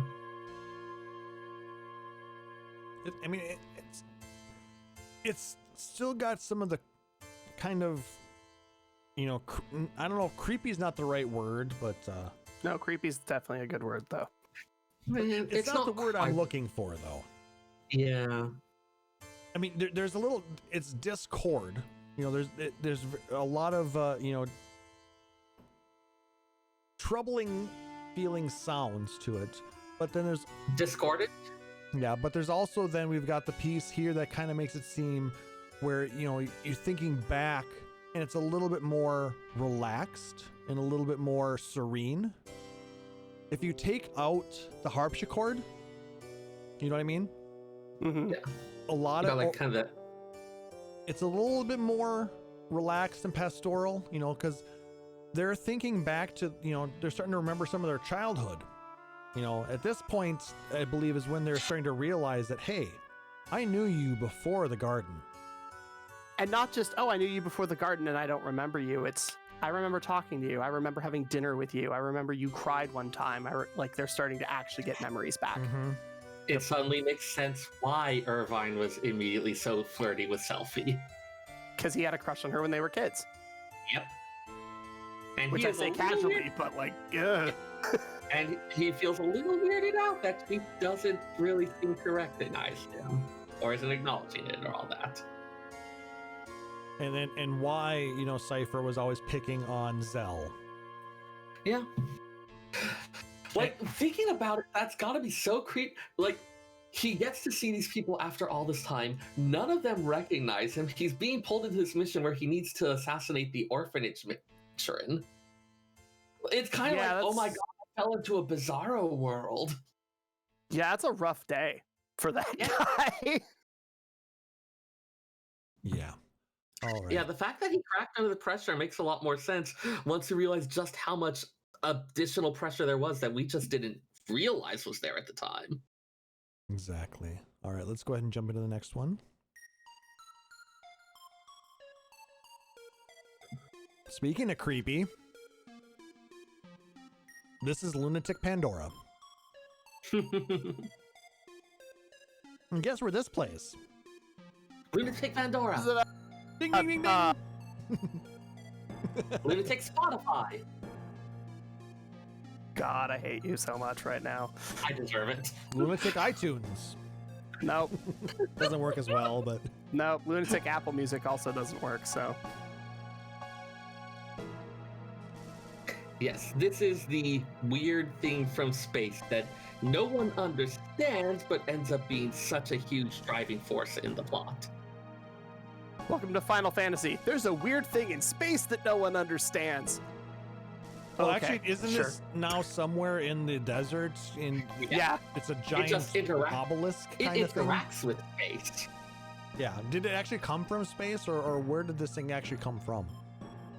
We don't know. Like in Laguna's earliest flashback, he with the Galbadian army are going through because they're fighting against the Estaran army, Mhm. and Estar has taken control of the Pandora. And yeah, Just it's walked in this with a pile weird, of stuff. I will be right back. it is this weird otherworldly thing that seems to be connected to the stuff they don't understand, that we find out more details about the phenomenon of the lunar cry, this periodic calamity from the sky. This thing is somehow connected to it, and that these nations want to weaponize it. And it's Like, as we go, definitely we're related to the sorceresses. Yeah, somehow. Whoever has There's- control of a sorceress, or is using a sorceress, generally has control over what Lunatic Pandora can do. Yep. Yeah, and like there's kind of a recurring theme of this like strange unknown thing that everyone both simultaneously fears and wants to control. All right, let's go ahead and jump into the next one. Oh, I like this one. I know this one. This is compression of time. It starts out so not normal exactly. Like if someone told you that this is the sound of time compressing, you'd be like, really? What is the sound of one hand clapping? Now tell me the sound of time compressing. Now do them both. Yeah, time compression itself is just this thing that gets referred to as this strange, otherworldly. It's something attempting to be accomplished by the greater scope villain, but other than that, it's sort of weird and vaguely defined, and this is something that got explored a little bit more in supplemental materials, but it's meant to be something that's a little bit outside of your grasp, I think. Yep. So for the brief time when Ultimisia was able to bring the beginning and end of time together, this is what it sounded like. Yep. Because we came up with the batshit crazy idea to kind of ride that wave to the future. Woo! Or let the future come to us, whichever. Why not both? It's some weird shit. Here, we'll let Taliz listen to a little bit of time compression.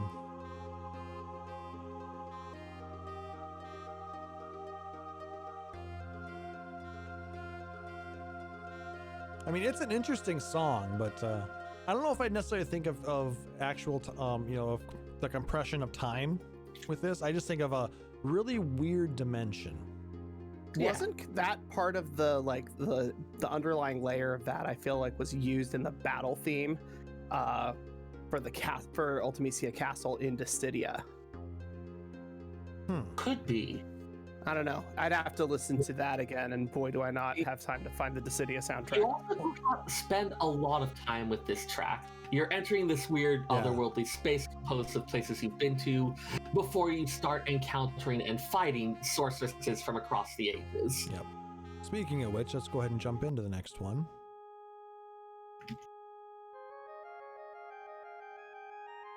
This is kind of what Taliz was alluding to. This is the castle.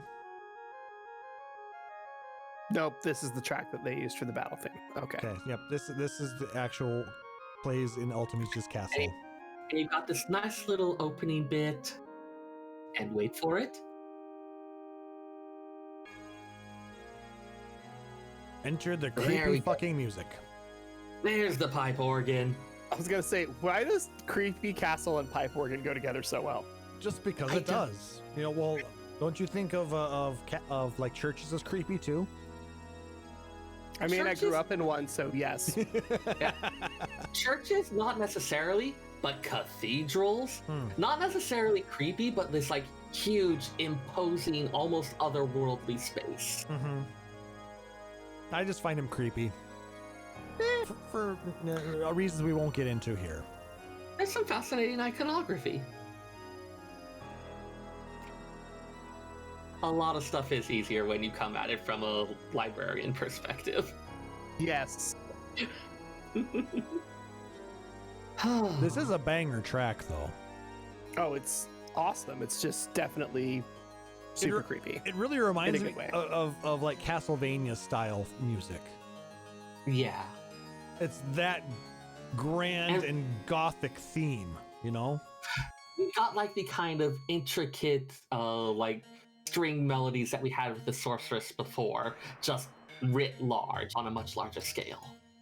And it's got so many different parts to it because we've just advanced into the next piece, which is, you know, a different part of the castle. Yeah. And it's And, more like, playful. Like you're exploring through a very large castle while this is all going on. A really fucked up castle. Yeah. You Castle, gotta nonetheless. You gotta do some really weird shit to get through this place. You have to fight bosses in certain orders to unlock certain pieces of things that you can do. Because Oh, yeah, like everything's all of locked about off. that. Yeah, all of your abilities are locked, and so you Look actually forward to have that, choose- Taliz. Yeah, you get. God, yeah, that's very soon for me. Yeah, gotta choose which ones to unlock. Gotta solve various puzzles to open up other areas. Yeah, because the more you unlock, the tougher the end battle is gonna be. I think that was a mechanic of this, wasn't it? Yeah. I'm not sure. I think you may be right. Yeah, if you unlock it, you had to unlock certain things. Like you had, I think the only thing that was open and available to you was attack. Right, and there is a very easy boss that you can defeat with purely attack and nothing else to start with. And I think the battles get a little bit more difficult, and then the end boss, depending on how many things you've actually unlocked, is difficult. I know speedrunners will generally go for specific things to unlock. Like, I don't remember what they are, but... So I've got a list of things here. I don't know what speedrunners use, but when we say everything is locked, this includes stuff like limit breaks, or the ability to revive people, or the ability to save. The ability to use items, magic, Yep. draw. All of that is locked behind different bosses. There's like 8 different things that you have to that you can unlock. Yeah, you choose which thing you're going to unlock. Yep. And in what I know order? we get attack, and I think we get speed, and I think we get stack on attacks, and that's about it. Yeah. That's about it. Like, because that's stuff that's kind of like junction to your nature. That's not a thing you're selecting in battle. No, but like by having all of the passive stuff available, it's not as hard. Yeah, and that first boss is designed to be defeatable just using attack. All right, I'm going to go ahead and jump to the next song, which is another banger. The Legendary Beast. This plays in the fight against Griever. This one made a bit of a comeback in FF8 or in FF14 where I wasn't expecting it, but didn't it show up in Eden somewhere? Yep. Fighting Ring's trauma. Well, it makes sense because you're fighting the second to last boss. Shit. Yeah, that makes sense. Crap.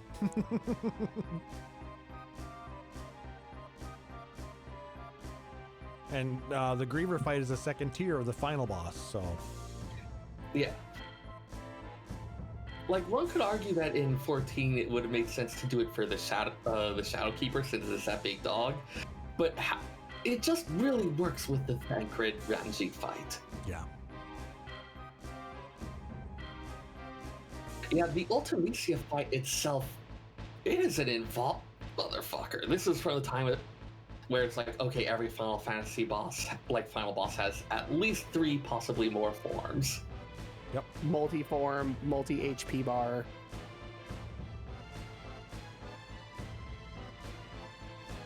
I mean, this is such a good boss fight theme, though.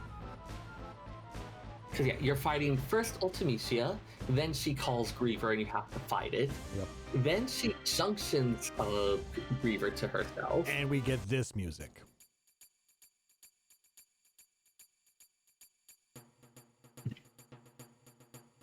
This is Maybe I'm a Lion. I've been listening to the Black Mages version of this basically since it came out. Yeah. And these are all 5 minutes plus because this fight in the game is actually very long. Yep. Also, if a party member dies and doesn't get revived quickly, they may just be absorbed into the time stream, and then they're gone, and another one jumps in to replace them. Yep. I think you have, what, 2 turns or something like that to revive a player? Pretty short.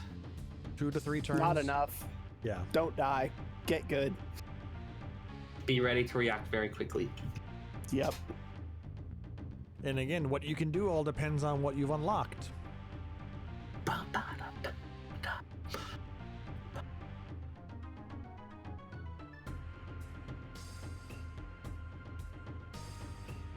I kind of like it, even though it is a final boss theme, there is like a kind of like almost like slow, like the thing is maybe I'm a lion is the name of the track. And in that context, what this music makes me think of is prowling. Yes. It is slowly stalking around, circling you. You know the attack is coming, but right now it's just biding its time, waiting for you to drop your defenses. It is staring you down, and you know what's coming.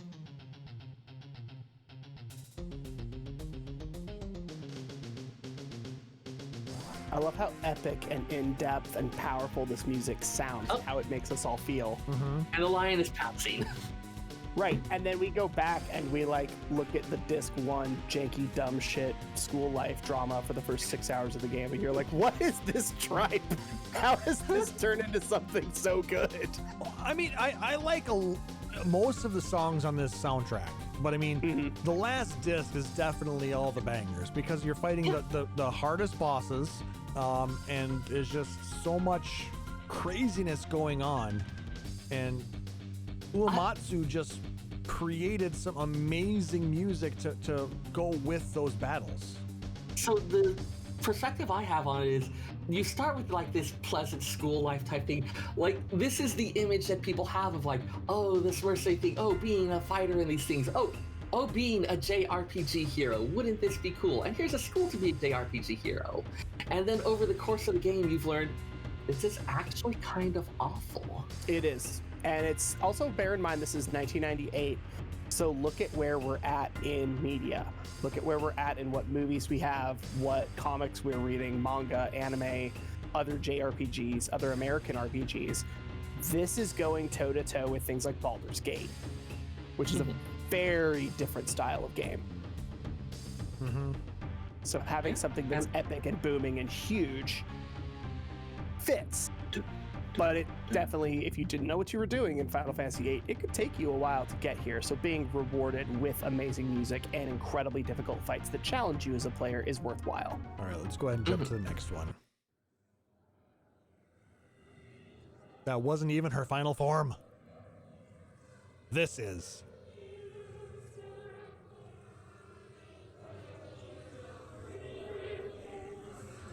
Did someone order some weird time shit?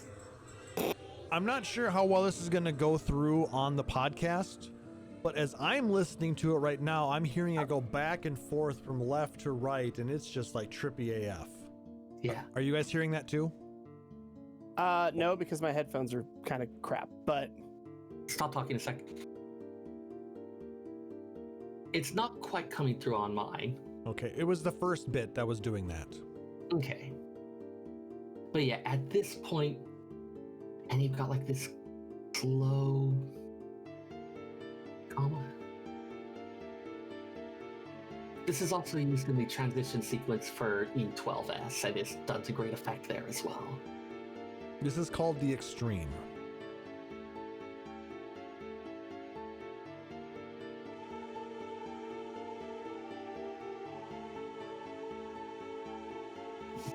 And it builds. Yeah, we're kind of like at the center of it all. All of this is finally culminating.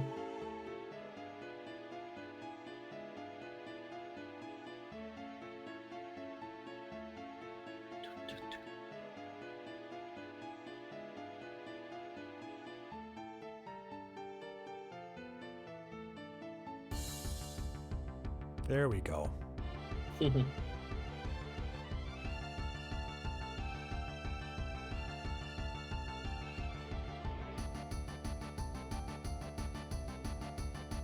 I love that this kind of sounds like they mixed a little bit of like Super Famicom and Final Fantasy VII style. Yeah. It's definitely taking, you know, some of the previous games' iconic music and kind of merging their styles together, you know, for this Perhaps final. compressing them. Exactly. You're fired. Yeah. For the best.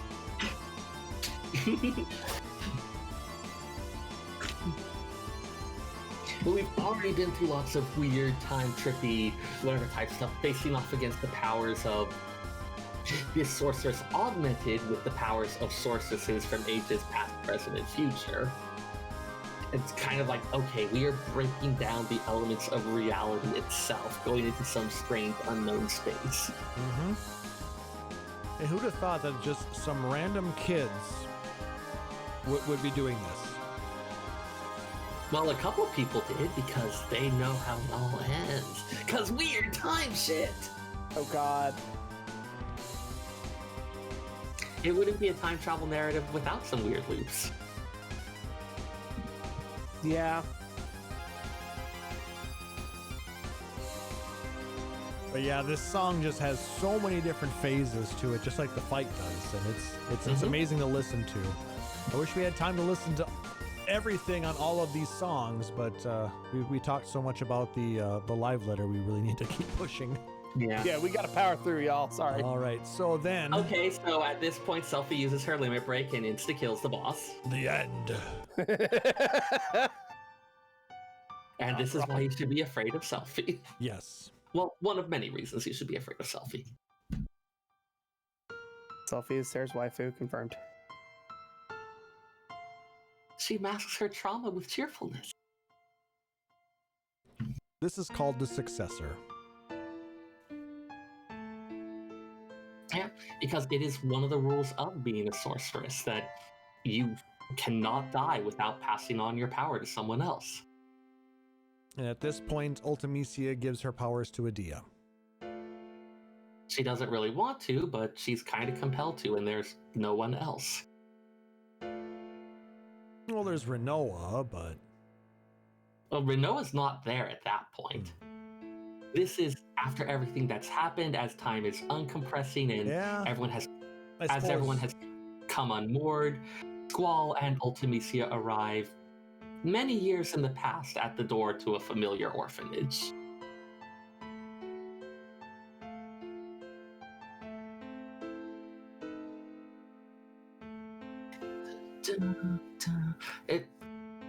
God, is it even more minor shifted somehow? Yeah. Yes. Yeah, we had like that familiar snatch of tune, but again, even more. Yeah, so not only is it creepy, it's also sad.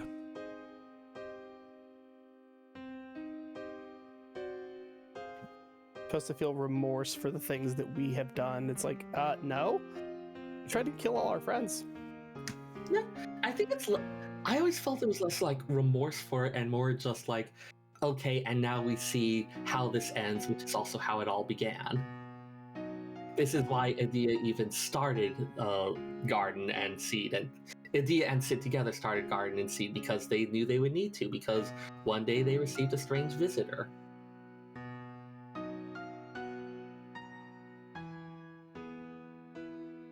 This was all preordained. And now that it's been completed, we're finally free from that, from the fate. From the thing imposed by what time says must happen. Or are we?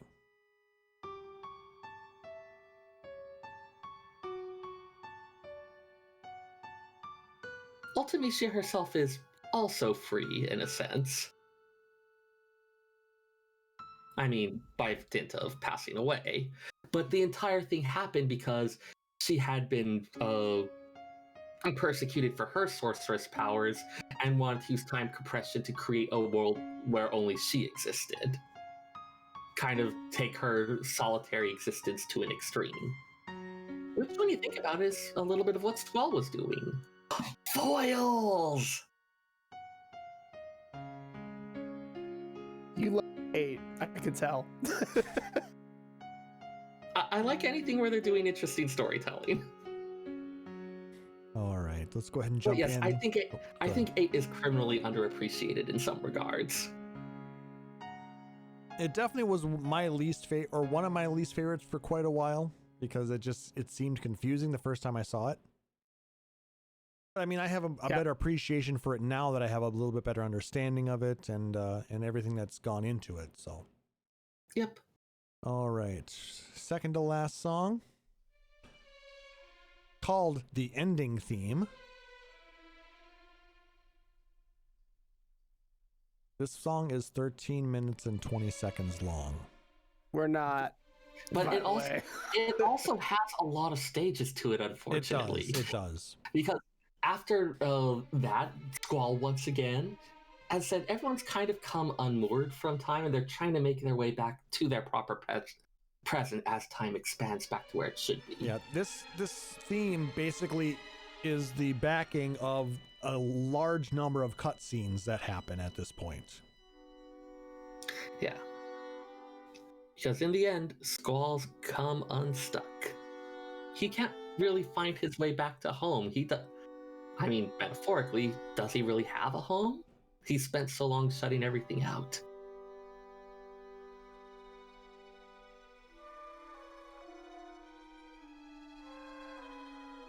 This is also where we get some of the scenes that have led to the fan theory that Squall has been dead the entire time.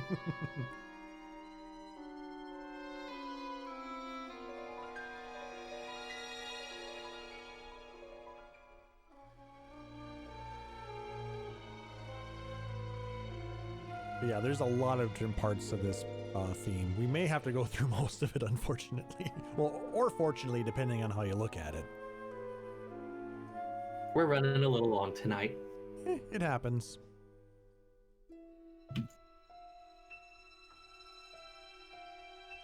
So yeah, we have Squall wandering kind of the voids of time.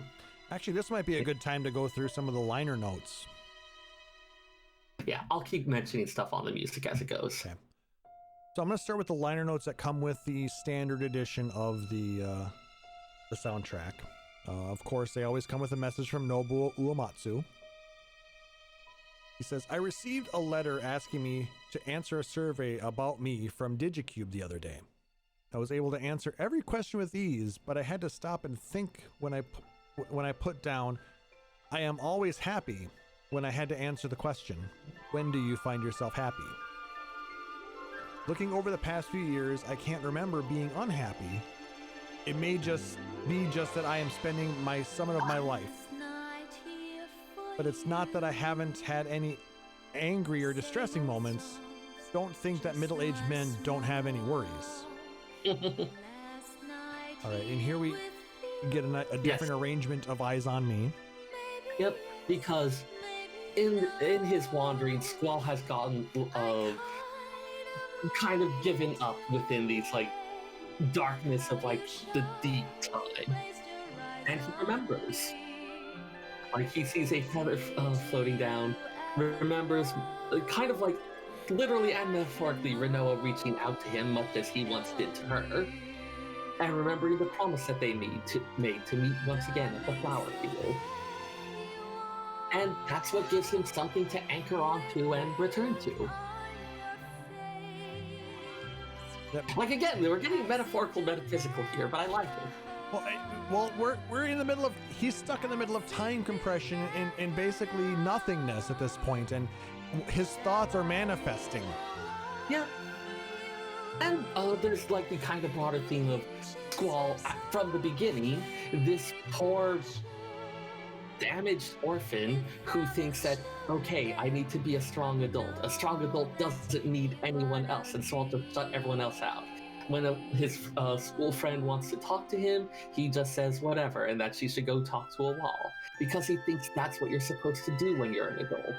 And it's through the course of the game where he meets someone who can help him break down those walls and find like a way to be an actual adult who reaches out to and connects with others. And she's a goddamn sorceress.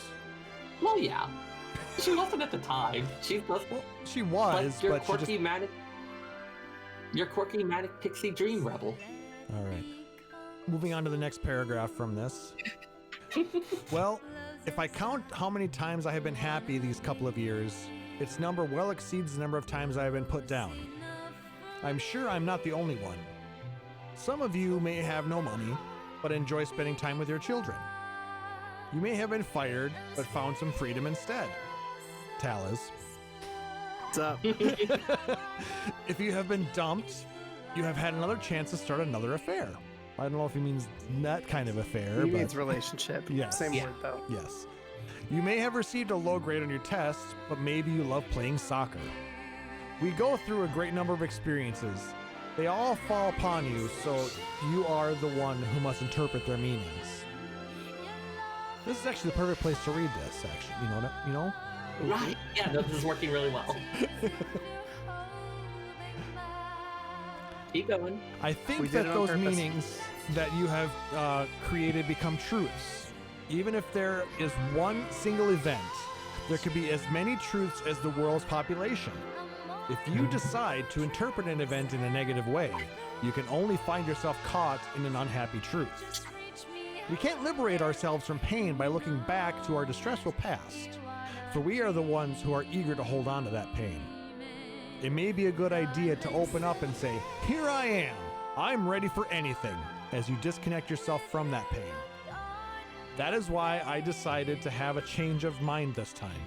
I declared myself that I will accept any hardship, and they decided to give me all the hardship possible. And he was going LOL. Right now, my body is like an old towel, wet and soaked. But it was fun. Concentrating on something is my means of acquiring happiness. Nobu Uematsu, written on 1/6/1999.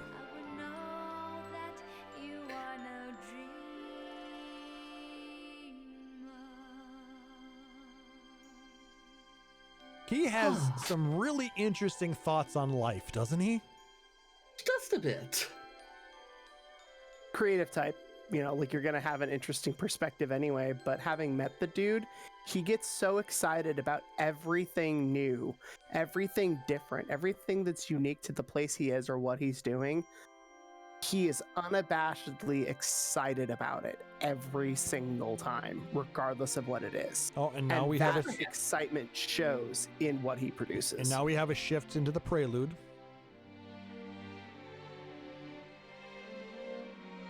Sorry, I didn't mean to cut you off there, but yeah, Nope, you did. his outlook on life.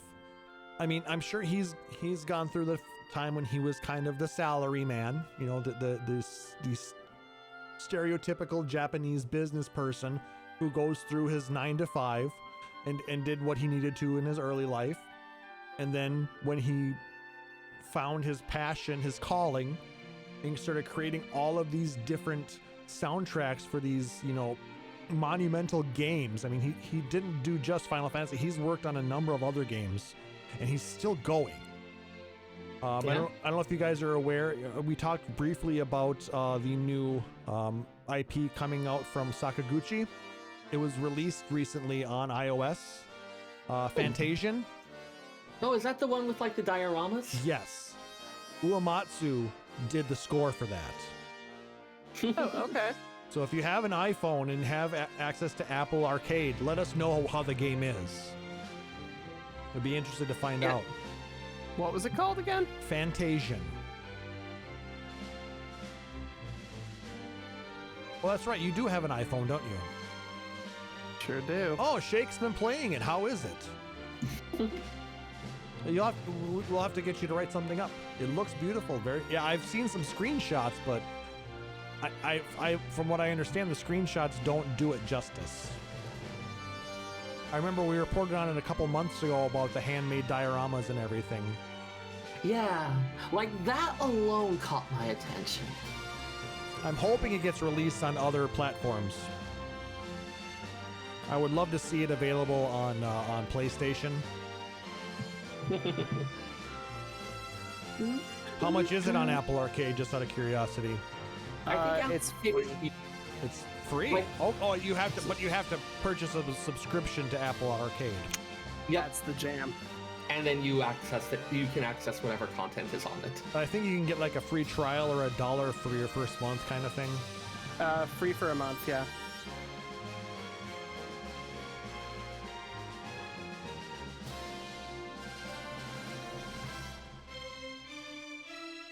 This is kind of the bog standard prelude that we've heard in the last few games, and even Yeah. into some of the current stuff. But I mean, it's still beautiful. It's a tradition for a reason. And once we get through the prelude, or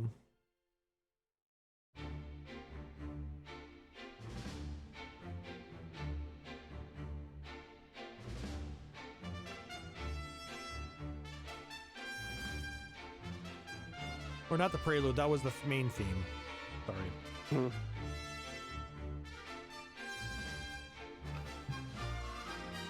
And we got one last little bit here. 2 bits, actually. Okay. Because this is going to be have some bits from Liberi Fatali.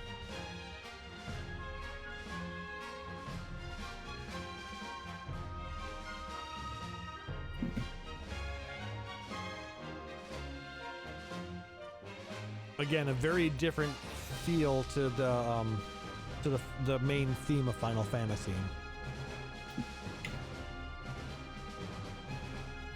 Kind of brings it back to the more militaristic style that we were brought into with the whole seed.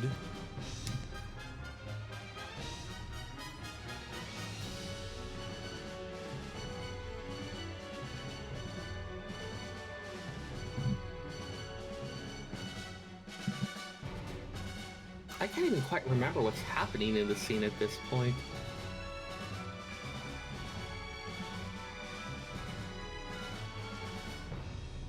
Some of this might be credits. I think so. Because then there's a bit that happens afterwards.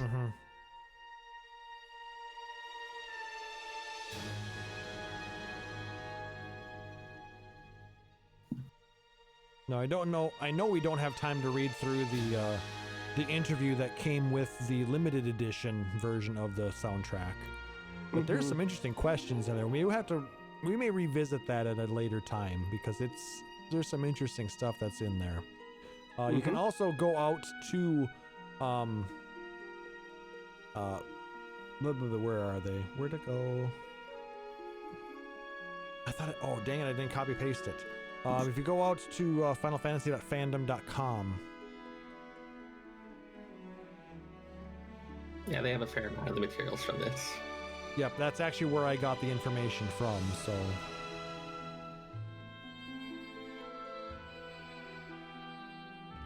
I'll copy the link here in just a second. There we go. You can go out and read the interview on your own if you would like. It's towards the bottom after all the track lists. Definitely a good read. I would recommend it. It's always fun to get some of these insights on it. Yeah, that's why I at least wanted to read the notes from Uematsu himself, because he really presents some interesting perspectives on what his mindset was during the time. Like, was it 7 that he was in Hawaii? Was it? Or was it That 6? sounds fake. I think so. All right, and now this last bit, or was that it? Where'd it go? That's it, bro. Yep. Okay, because they were talking about in the notes here that there was supposed to be some bits from a minor key shifted prelude. That was that last bit. That wasn't Liberi okay. Fatali. Well, no, they also talked about the central melody of Liberi Fatali and then the prelude in a minor that key. was a bit before. Okay. It's in there. Don't worry. Okay, I was just too busy talking about other things, apparently. It happens. One last track, the overture. which actually plays during the opening credits.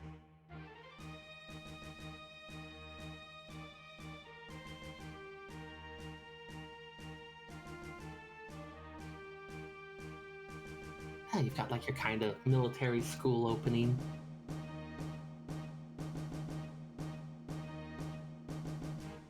They put it as the final track of the soundtrack in a similar fashion to the way they did the prelude for the soundtracks of Final Fantasy V and VI.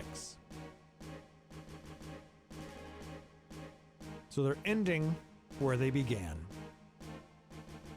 Time loop!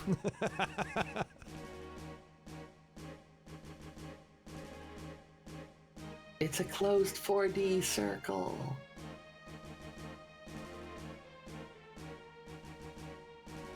But that, ladies and gentlemen, has been the Final Fantasy VIII soundtrack over the last 4 episodes.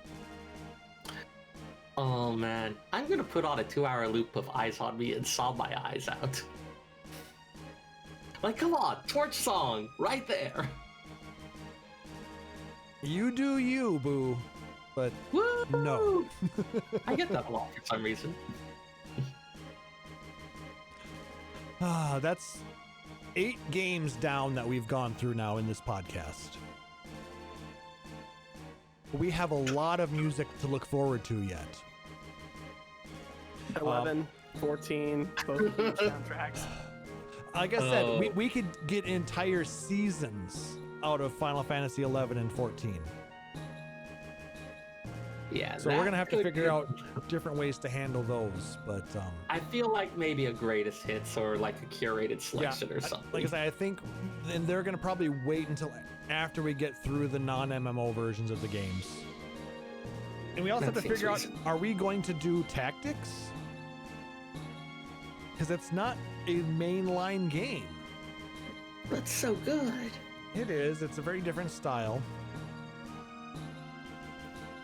I mean, it kind of ties in with 12. I mean, same musician and Evilise shit. And in 14, they kind of get lumped all together. Does that mean we have to do Crystal Chronicles and your hurdy-gurdies?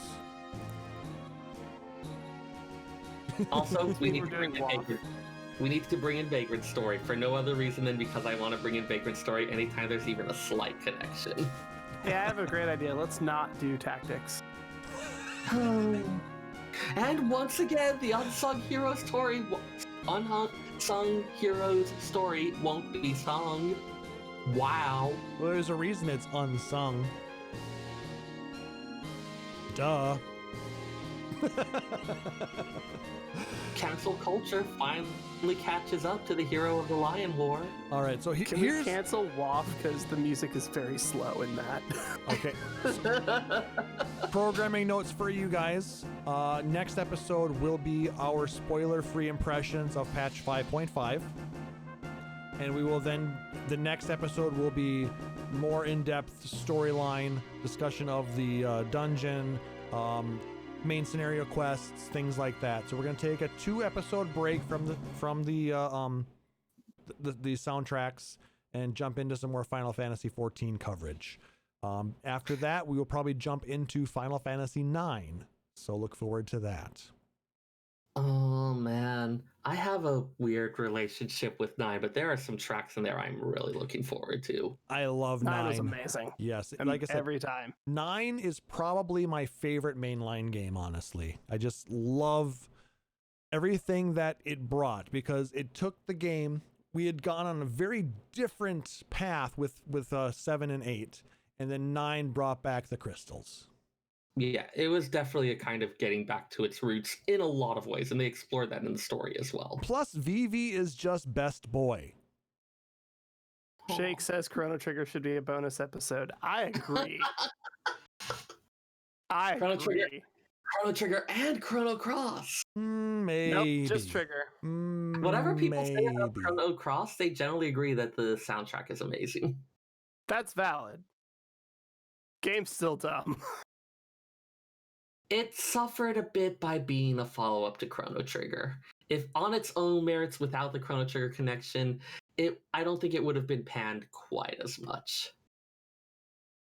It's kind of like how many people hate Secret of Evermore because they think we didn't get another Secret of Mana game because of it. Not actually true, but the expectations around stuff totally affected it. All right. I like Secret Evermore. Anything else you Yahoos want to talk about? Oh God, I could go for hours, but about this, probably No, not. we good. Yeah, I was gonna say For the podcast. when we get to come shout on. outs, yes. Until then, no, I'm good. All right. Well then, guys, that is gonna go ahead and do it for this episode. If you liked what you heard, please make sure to like, subscribe, or follow us out on Apple Podcasts, Google Podcasts, YouTube, or whatever your preferred podcatcher is, because there's a good chance we're out there. And if it's possible, leave us a rating or review. It helps other people find our show and lets us know how we're doing. If you really dig the show, please consider subscribing here at twitch.tv/Phoenix Down Radio and join us for a live taping, I guess, a live version of the podcast. You can subscribe here and get access to a number of subscriber-only emotes and badges, and just have some fun with it. Otherwise, you can support us out on patreon.com/Phoenix Down Radio, like our benevolent overlord, Aurori Fenrir. And all proceeds we get for that goes towards growing the show, cover hosting costs, allow us to upgrade things for the stream, help me get a PS5 so that we can have some fun with all this, get those Yahoo's cameras, cover the web page, all that fun stuff. So it's very helpful and it's greatly appreciated. So thank you so much. But any kind of support, whether it's likes, emails, tweets, retweets, follows, any of that, it's all greatly appreciated. We just really love interacting with you guys and the rest of the community. If you want to catch up on the backlog of our podcast, you can go out to our website, www.phoenixdownradio.com. If you have questions, comments, suggestions for show, or you just realize that we are super awesome and you want to say hi, you can email us, podcast@phoenixdownradio.com. If you want to hit us up on Twitter, we are at PHXDN Radio. And if you want to hit up our Facebook group, you can go out to facebook.com/group/Phoenix Down Radio. Man, people are going to be doing a lot of hitting. Yes. Yeah, it's kind of social media is kind of violent, isn't it? Right? Now I understand why it's such a problem. You're not wrong. So who wants to start with shout outs and contact info? Actually going to shout out my roommate Bannon, who has been super awesome and is leveling up his culinary skills out of game, which has been very, very, very fun. Shout outs to my buddy Jeff from the FFTCG community, who is currently went 7-0 in the Xanarkand Open Cup today and is now in top 4. Wow. For tiebreakers, we were measuring damage dealt versus damage received.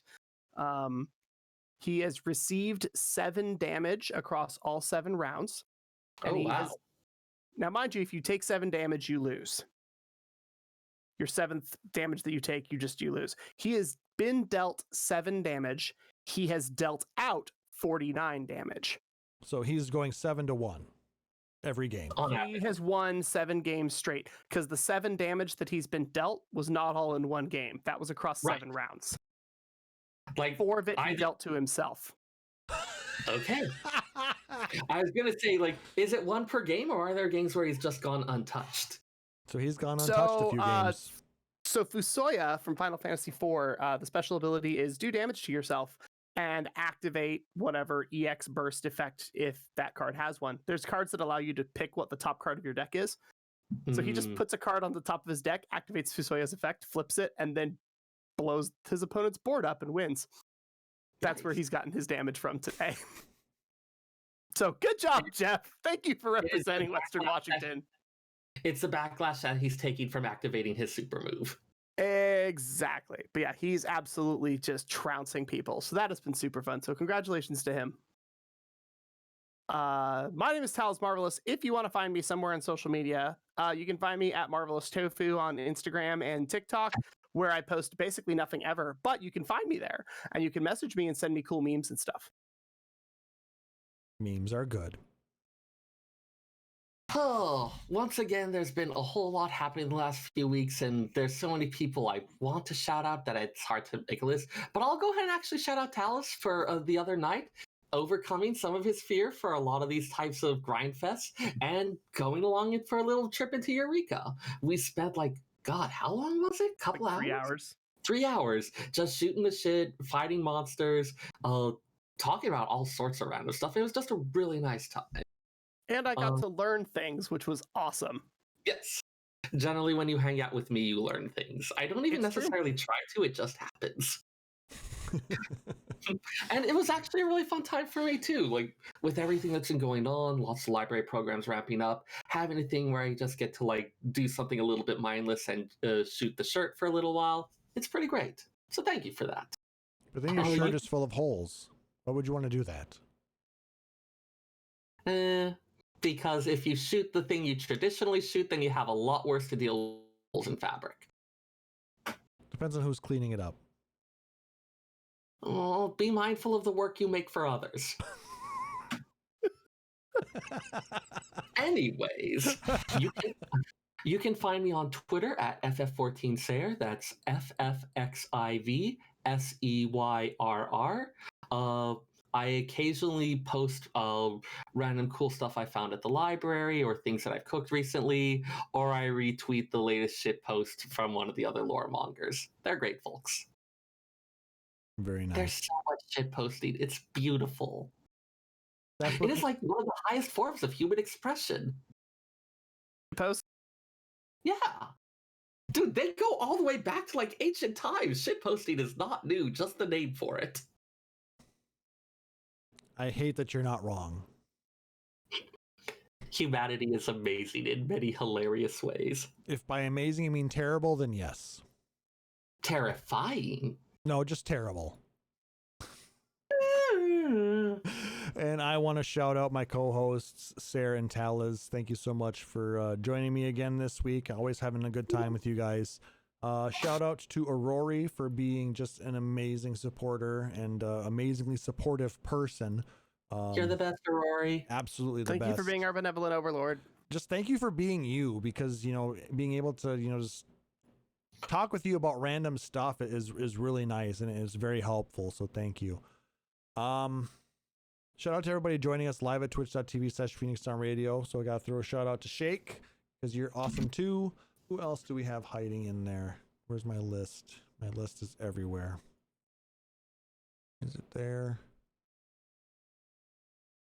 Wow, we got a lot of people in here, but it's not showing as many people actually watching, so I'm not sure.